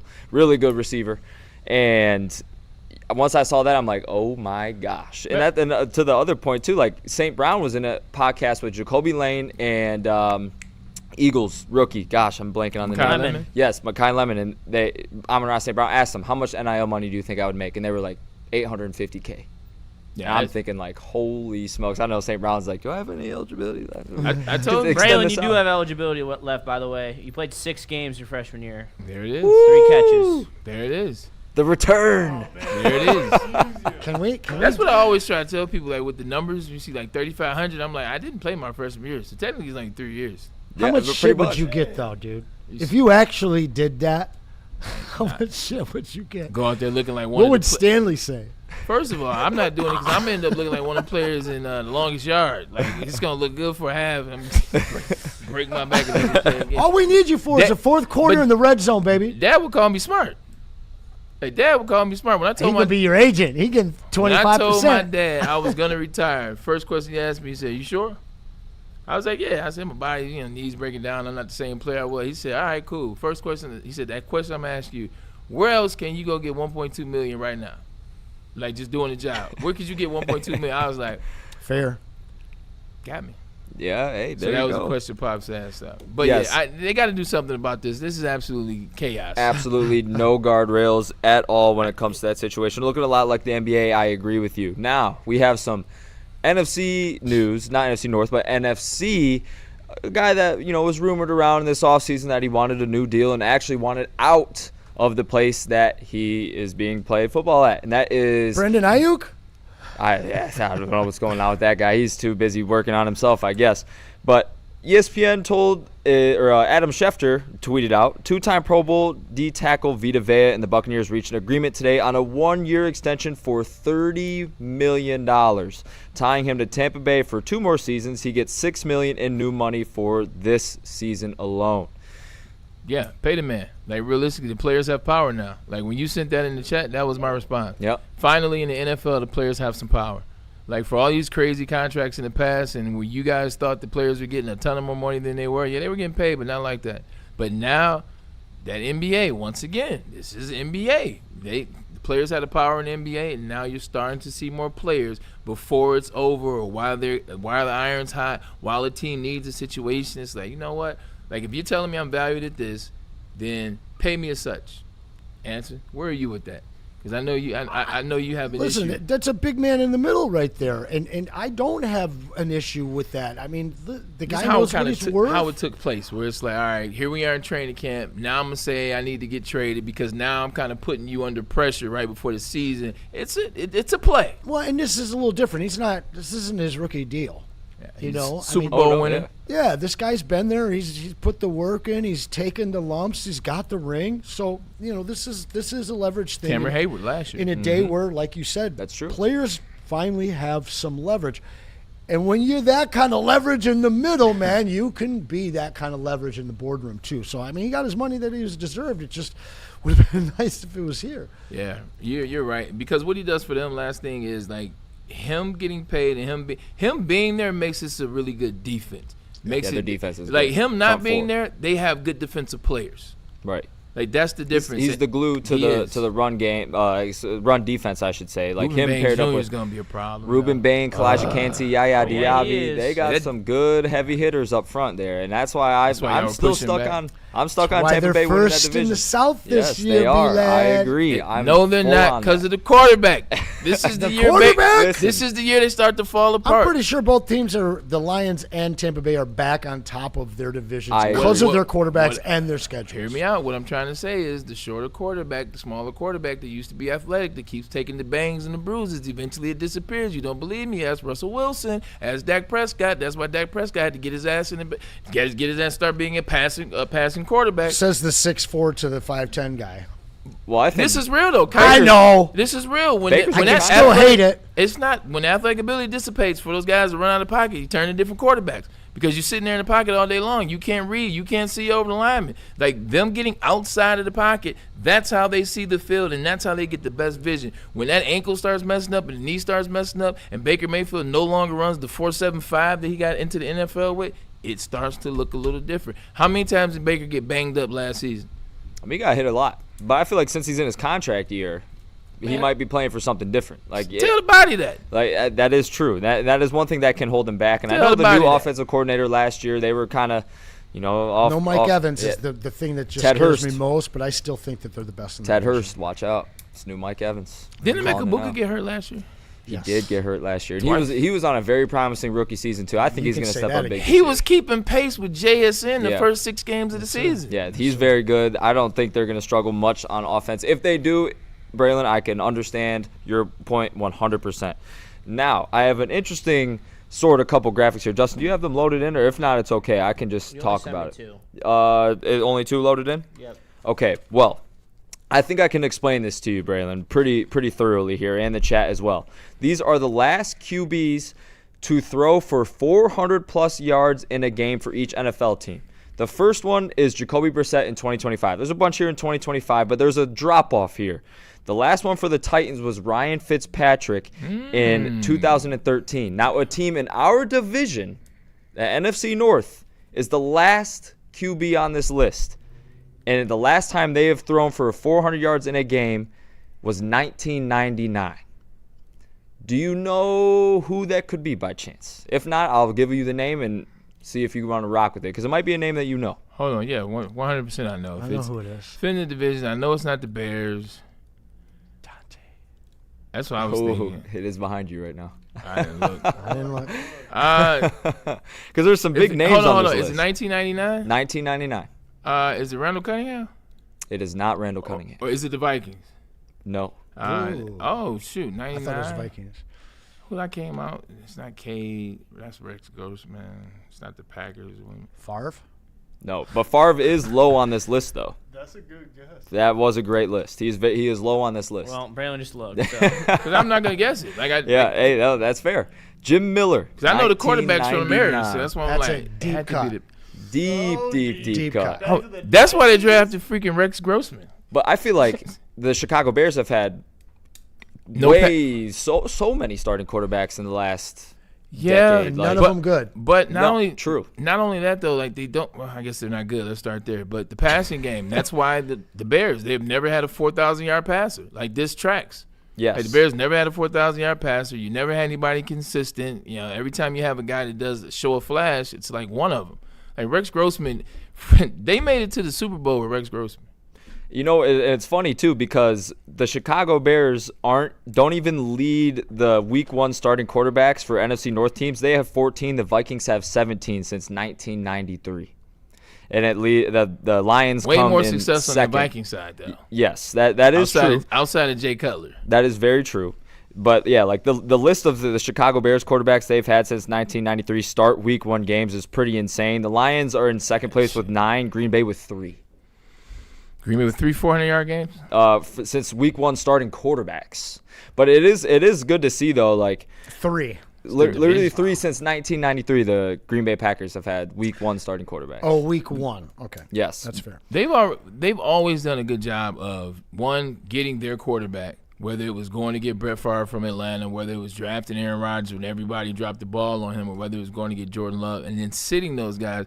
But they also draft quarterbacks almost every single year. That was always the Green Bay model. In the 80s, they were drafting 3 quarterbacks a year or 2 quarterbacks a year. They're drafting a quarterback a year, so they have a guy on the roster. So it served them well. And Braylon, another one to your point, Peyton Manning was the last 400-plus yards quarterback thrower for the Broncos since 2014. So remember how you were saying yesterday about Bo Nix? 100. They really haven't had a quarterback since Peyton, and then Bo Nix came in. You know what else that's from is every quarterback now is passing and running.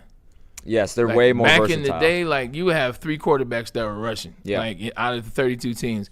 Now you got everybody's a dual threat, with the exception of maybe 3-4 quarterbacks. Right. Like everybody's scrambling, everybody's getting out, so you don't have to pass the ball as much. So that 400 has turned to 285, 275, give or take. Exactly right. And for all you Lions fans, Jared Goff is on this list. Last time he threw for 400 yards was in 2024. I believe so. It doesn't say against who, but we're in the upper echelon, guys. No 400-yard games last year, huh? No. He was close. Barely but had 300. Yeah. Well, yeah, there was a couple games last year where it didn't look too pretty, but hey, guys, the we're in Rams the upper probably echelon. had the most. The Rams game he went out. Yeah, Matt Stafford, last time. Joe Flacco was on the list for 2025. Yeah, don't sleep. Jameis Winston. Hell yeah, he is. Don't sleep. On this list as well. He's got a Shout 5,000 out 2025. as well. Oh, yeah. But those are the quick slants I have for y'all today. Sorry about that. I was back there doing some behind-the-scenes work for the Braylon Edwards Show. I like that. I ain't mad. There's a lot of behind-the-scenes things going on, something that we will preview to tomorrow after the show that we have planned for you Monday and every day moving forward. So that'll be fun. Good tease in there. All right, bet. Let's pay some bills, Anson. Actually, Sweet Potato Camera, B-Lab, why don't you tell me a little bit about Thrive? I can do that absolutely, ladies and gentlemen. It is time to upgrade your game with Thrive energy pouches. But this isn't yo daddy's dip. It's tobacco-free, nicotine-free, mental powerhouse packing 300 milligrams of clean, smart caffeine. No jitters, no sugar crash, and absolutely zero bloating. Thrive can be found online at dipstop.com. Remember to use promo code WSN for 15% off your entire order. And exclusively at all Market Fresh and Market Square locations. Thrive. Clean energy, zero distractions, and they just flippin' work, y'all.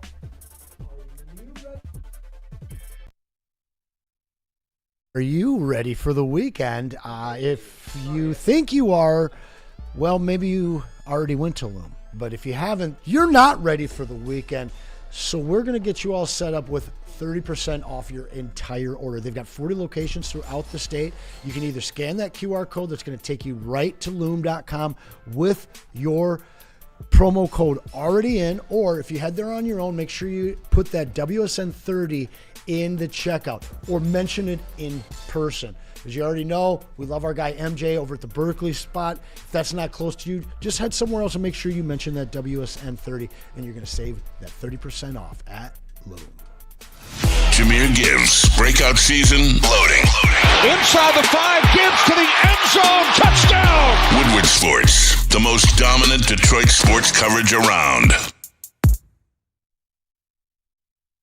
You're building a whole combat sports enterprise in the heart of it in Detroit, and that's what I think is the coolest. I think with opportunity, right? Like you said, maybe you like to punch people in the face for real, and you know, you want to be a boxer, and you have an option there. Maybe you don't like getting punched in the face, and you want to make, you know, you like the theatricals and the storylines, and so you have an avenue here. Maybe you start at one and then want to change to the other. I don't care. I just want you in the building and know that you have some place to go to explore that. Just having the ability to, what do you want to do and how do you want to do it to the best of your ability? And, you know, it all starts with the kids.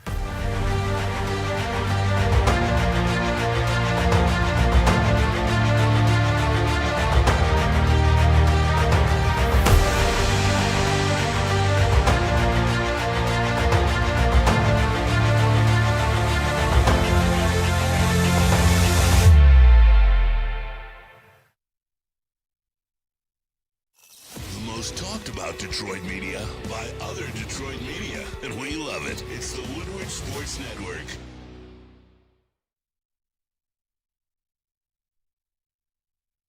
Tell you about Gold Crown Royal Jesters. 1.5 grams total, coated in keef, live resin infused. They came over and dropped off a huge package for the boys yesterday. Smoked a little bit of that 8 Mile Runs earlier, and it slapped. So make sure, if you want to smoke like royalty, you smoke with Gold Crown Cannabis today, because, hey man, it hits. Also, if you want to upgrade your relaxation game, the best place to do that is at the Massage Chair House in Bloomfield Hills, the largest massage chair showroom in the great state of Michigan. Scan the QR code above my head and go visit the wellness doc, Dr. Eric Duncan, on his YouTube channel, where he'll take you through all the great models like the Infinity and the Osaki. So make sure you tap in with them today to upgrade your relaxation game. And it wouldn't be a show unless I told you about the Amnesia Switch, because, listen, there's 3 ways to enjoy it. Two different strains, the sativa and the indica, and they match for that perfect hybrid. And they're bringing a new twist to a classic item, the Bubble Hash Glass Tip Infused Blunts, 1.5 grams. And let me tell you, the flavor's cherry poppers, and this thing pops. It hits awesome, and they're great. They smoke clean. No weed that falls off the bottom. That's because they have the very best glass tip innovation in the game. So make sure you tap in with Amnesia today. And we are back. Wrapping up the show. It's been a fun show. It has. Still got a lot of show left, though. Still got 12 minutes left. Before we get into the super chats and we do the farewell and the smooth send-off, etc., There's been a topic that has been on the docket for actually since last week. They want to know. And you They know do want to know. Big time. Well, let's talk about it. Quarterback for the Michigan Wolverines, sophomore Bryce Underwood, had some comments as it relates to the Michigan-Ohio State game. Do we have the comments that we could post up there? I'll just read it that way. So this I don't think so because they're down low. Oh, yeah, right there. Yeah, 100%. So Bryce Underwood was asked about the Ohio State and the Michigan game, just like Kyle Whittingham, who gave a similar answer. Kyle Whittingham said, no, I don't make it more about that game. You know, when the game happens, we don't hate them, et cetera, et cetera. Well, this was Bryce Underwood's comments last year. Ohio State is just another game. We're guys in a different That was just color. last week. Yeah, that was last week. Last year he was like on the whole tip about like LeBron. Oh, okay. You said last year. No, the stats. Gotcha. Yeah, the stats up there from last year. 8 of 18, 63 yards, 0 touchdowns, 1 interception, 27-9 to loss. Obviously, that He obviously wasn't focused on that game. His coaching staff damn sure wasn't. I will say this: just another game. We're guys in a different color. I want to come up here and just the same thing, respond to this in a manner which is like, oh my God, this is another individual in Michigan, whether it's a coach or player, that does not understand truly what their rivalry is, especially even after playing in it 1 year and seeing what it meant in that moment. I think this is how you psych yourself out. And I think this is what happens when you try to psych yourself out, where you say, you know what, we approach it like we do every other game. Because to say that I'm going to approach this game differently than this game means that you're disrespecting this game. So I think a lot of times when you have players that get instilled a certain way, Kyle Whittingham, hey, look, we don't want to take this team lightly. We don't want to take this team lightly. Yes, we want to whoop on Ohio State. Yes, we want to give them a lot of effort, a lot of energy, a lot of attention, a lot of time in terms of making plays and having the conversation. But we want to treat every team like that.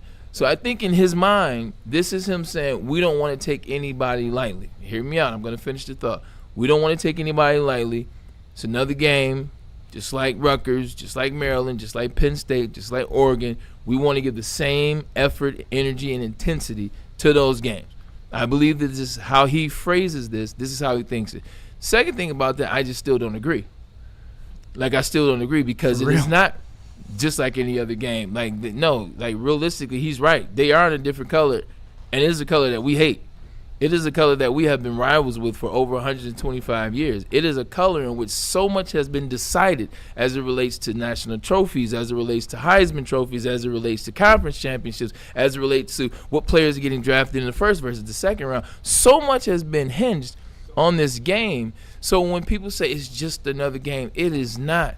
It is not. We have HBO specials that tell you that. We have Netflix specials that tell you that. We have commentary from legends like Desmond Howard and Charles Woodson and Orlando Pace, if you want to go on the opposite side, and Eddie George. There are legends that still view this way. I was on the sideline 2 years ago at the Ohio State-Michigan game and ran into Chris Carter, who was somewhat of a mentor of mine, if you will. Respect him. He's one of the greatest wide receivers of all time. Top 5 in hands all time, and he's not 5 or 4 or 3. With that being said, he came up to me. He said, yeah, what you going to do now? He said, yeah, we all this energy, all this commotion about the rivalry. Yeah. So I just think that Kyle Whittingham, who was ever charged in Michigan, get the message out on the same page. You need to have one message that everybody says. If you guys want to be vanilla, that's fine. Make that vanilla. Hey, look, we know what the rivalry is. We know what the rivalry means. We don't like them. They don't like us. We're going to put in the work that when we see them this year, say something along those lines. Because this is also what? When you see that stat line, you can't say this is just another game.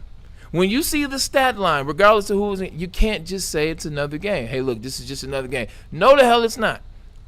No, the hell it's not. I fully agree with that. Yeah. I fully agree with that. I mean, you guys should be saying 2 losses, not accepting the fact that 4 might happen. Whittingham. Give me a statement. Well, what I got to say is this, is they are all on board with the U of M PR department.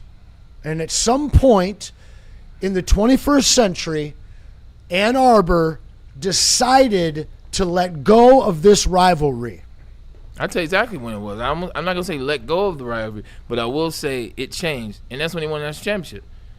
Because after they won the national championship, Jim Harbaugh left. Sharon Moore was in there doing whatever the hell he wanted to do. Everybody was trying to figure out who to place the blame for of the BS that happened in the years before the championship. And it just disappeared, and they forgot about, what were we? What was our identity? What did we do? What did we used to be? The national championship. After that, it was like, all right, cool. We came, we saw, we conquered. Everything fell apart. What is Michigan's identity right now? They're figuring it out. That's a great question. It seems like that. I know we got Gordon in here. He's chomping at the bit on this one. I go back to it started, though, before that national championship, because it goes back to the Aiden Hutchinson. I always bring it back to that. When they asked Aiden Hutchinson about the game, okay, so as much as you want to jump on Bryce Underwood, jump on Aiden Hutchinson too. Because when they asked him as a rookie in 2021 in November about the game, he said something very similar. And that's why he said, I want both teams to finish healthy and play a good game.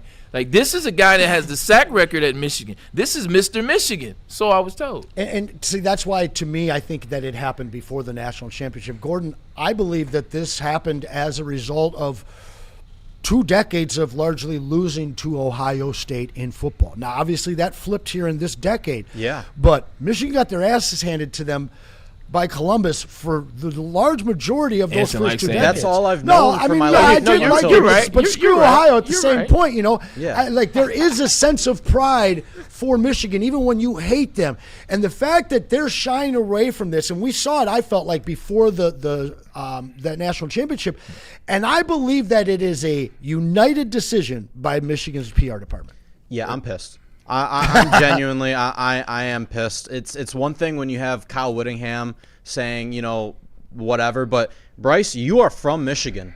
Yeah. You've lived here your entire life. If anybody should understand how much this rivalry means, it's you. You've lived it, brother. You've been here your entire life. And that has to start from the top down. And not taking this game seriously pisses me off because, in my opinion, I feel like if you're not taking this seriously, then you're not going to take MSU seriously. And when I say take them seriously, I mean place a further emphasis on them because of the rivalry. Rivalries are one of the best parts of all of college sports. No doubt. It gets the fans amped up, and it's supposed to get the players, the teams themselves amped up as well. I mean, the game, there's a reason they call it the game.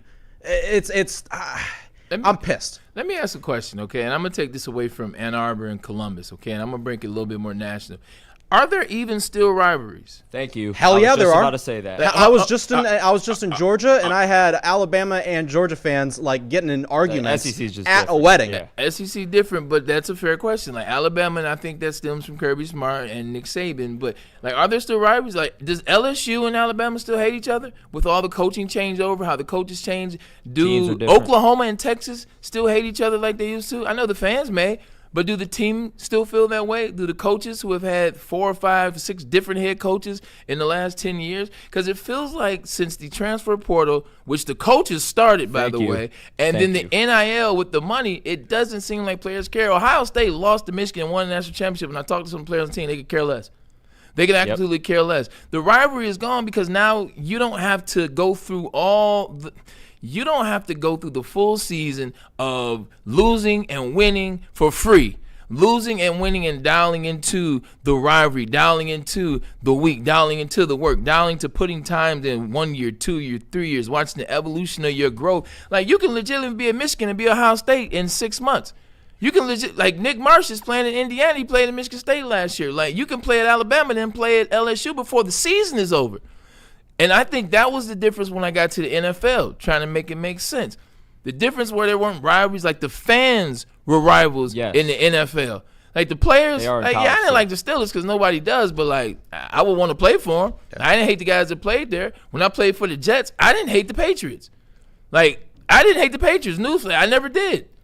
It's not what we grew up with. Exactly. None of sports are anymore. And the difference is in the NFL, They've been getting paid. I think now in college they get paid. I think that is the difference. And the social media generation has broken down barriers between players from the time they're in grade school and high school LeBron. and AAU and all of that. So, taking it back to LeBron. Yeah, I mean, like, listen, you remember how pissed people used to get at Magic and Isaiah showing love to each other? Yeah. I know they took it to the level of kissing each other on the face, but still, it pissed people off in that era. Yeah. Nowadays, everybody's hanging out before and after the whistle because they know each other. So it's hard to stoke the flames of hate in professional and even college sports at this point. And then NIL, like you said, where's the loyalty? My man was here for a semester. You know, then he's off to the next stop. Yeah. And so I think, and so when I say this and have this, you know, I feel like Anson in a bit because I'm stoked. But when we talk about Bryce Underwood, we have to also take the conversation bigger because it's not just Bryce.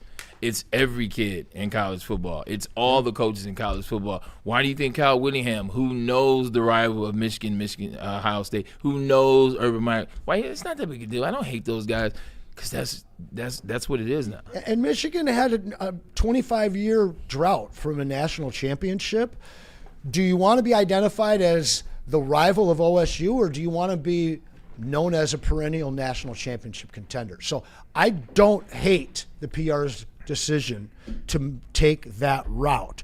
That's the identity that they were working on, and then the whole of Jim Harbaugh and Sherrone Moore, all of that put a stop to it for a minute. They got one in basketball, though, not very long after. You get another one here before the end of this decade, and a lot will be forgotten, a lot will be forgiven, and who cares who your rival is if you get 3 natties in a decade? Yeah, exactly. And I hate to say that. It's like at the end of the day, hate that coming off of my lips. Michigan or Ohio State could lose to each other and still have a shot to make the playoffs. We already seen that. Owen and Natty. Yes, exactly. We already That's seen what I'm saying. that. That's kind of why it's kind of, in my opinion, the players at least dying off in the Michigan loves that feather in That their 2016, Michigan still hated Ohio State. 2017, I remember Michigan that still game. hated Ohio State. Yeah. The hate's still there. They just it's can't still there. say it. But I'm saying they said it then. I remember Jabril Peppers talking. I remember Rashawn Gary talking. Jabril was I a remember- man. You don't remember the Jabril, baby. the 4th and inches? The call, how yeah. Michigan responded Oh, to all yeah. that? Like, nah, it still was hot. It still was heat. 2020. Boy, talking Who about the scored that heat, man. Look touchdown? at all these people that are loving it in the super chat here. We do got some of those, and it's 4 o'clock. You want to get rid of them? Yeah, go ahead. They've been Run 'em. waiting all week, and I Let's appreciate get it, you man. sounding off on that. T. Twerk's here for $2. He says, I'm just here so I don't get fined again. Mike Reed, $20. What's up, fellas? That's my Gibbs jersey. I appreciate that. Jason Kenyon, $5. I actually met an uncle of Rodrigo. Cool family. Lived an hour away, but now live below the Sun Bowl in El Paso. That definitely makes it. It tracks. Luke, sorry. What happened to Marvin Harrison Jr.? As it relates to Mitsubishi Marv. I think he's just wondering why nobody talks about him. Mitsubishi Marv. He's such a nice guy and can sing. He's been on the show a couple times. Marvin Harrison Jr.? Oh, I'm thinking Marvin Jones Jr. Okay, it goes back to, although he has no excuse considering who his father was, it goes back to what I was talking about with J-Mo when Jared Goff talks about him learning the concepts, learning the plays, moving around, dialing into the art of being a wide receiver. Like, Ohio State is another one of them Alabama schools. Like, not everybody at Ohio State is Garrett Wilson. Like, not a lot of those wide receivers are Chris Olave. Michael A lot of Thomas. those, he wasn't that good. And Yes, that's he why was. No, he was not. He was good at slants. He played with Drew Brees. And what happened after that? Haven't heard his name since. A lot of these guys You jump hate balls. Michael Thomas. Because he's not that good. he wasn't won even the me a best wide chip. receiver on his team He did in run kind college. of weird. All He right. had 1 year, he had 179 passes where Drew Brees said, look, I'm going to throw you every single pass this year because my arm's getting old and all I can throw is slant routes. All right, you guys ready for the team is for the so finale here? We got 2 from Freddie Felt. Freddie, you owe me a fat blunt for this one, dude. Here we go. Here we go. $10, Freddie Felt. Injured down the field, an injured team that will not yield. And when the blue tents and medics wave, stand and cheer the brave. Rah, rah, rah. Down the field and gain a Lions injury. Go Lions! I did that a little wrong, but he has a $2 apology. Down the field again for Lions victory. There we go. Jets. Freddie Felt finishes things off, $2. Sorry for my injury song, chat. XOXO, one pride. Freaking Freddie Felt. Now, we appreciate you guys. In chat, we always appreciate you. The show is driven for you, and we appreciate when you guys drive the show as well, man. Keep coming, keep liking, keep subscribing. Tomorrow, we will be on location in Flint. Jersey will be there. We'll get the last of the double days in for you. Monday, the jersey goes out. We get back tomorrow. Spin the wheel on Monday. But we're going to have some fun. Tomorrow's going to be a loose show. We're going to have some fun. Come get ready for it. Excited. Couldn't get that word out, man. For B-Last, we Patata Cam, boy Justin Satawa, Anson Wells. We are the Braylon Network Show here on Woodward Sports. Peace out. The most talked about Detroit media by other Detroit media. And we love it. It's the Woodward Sports Network.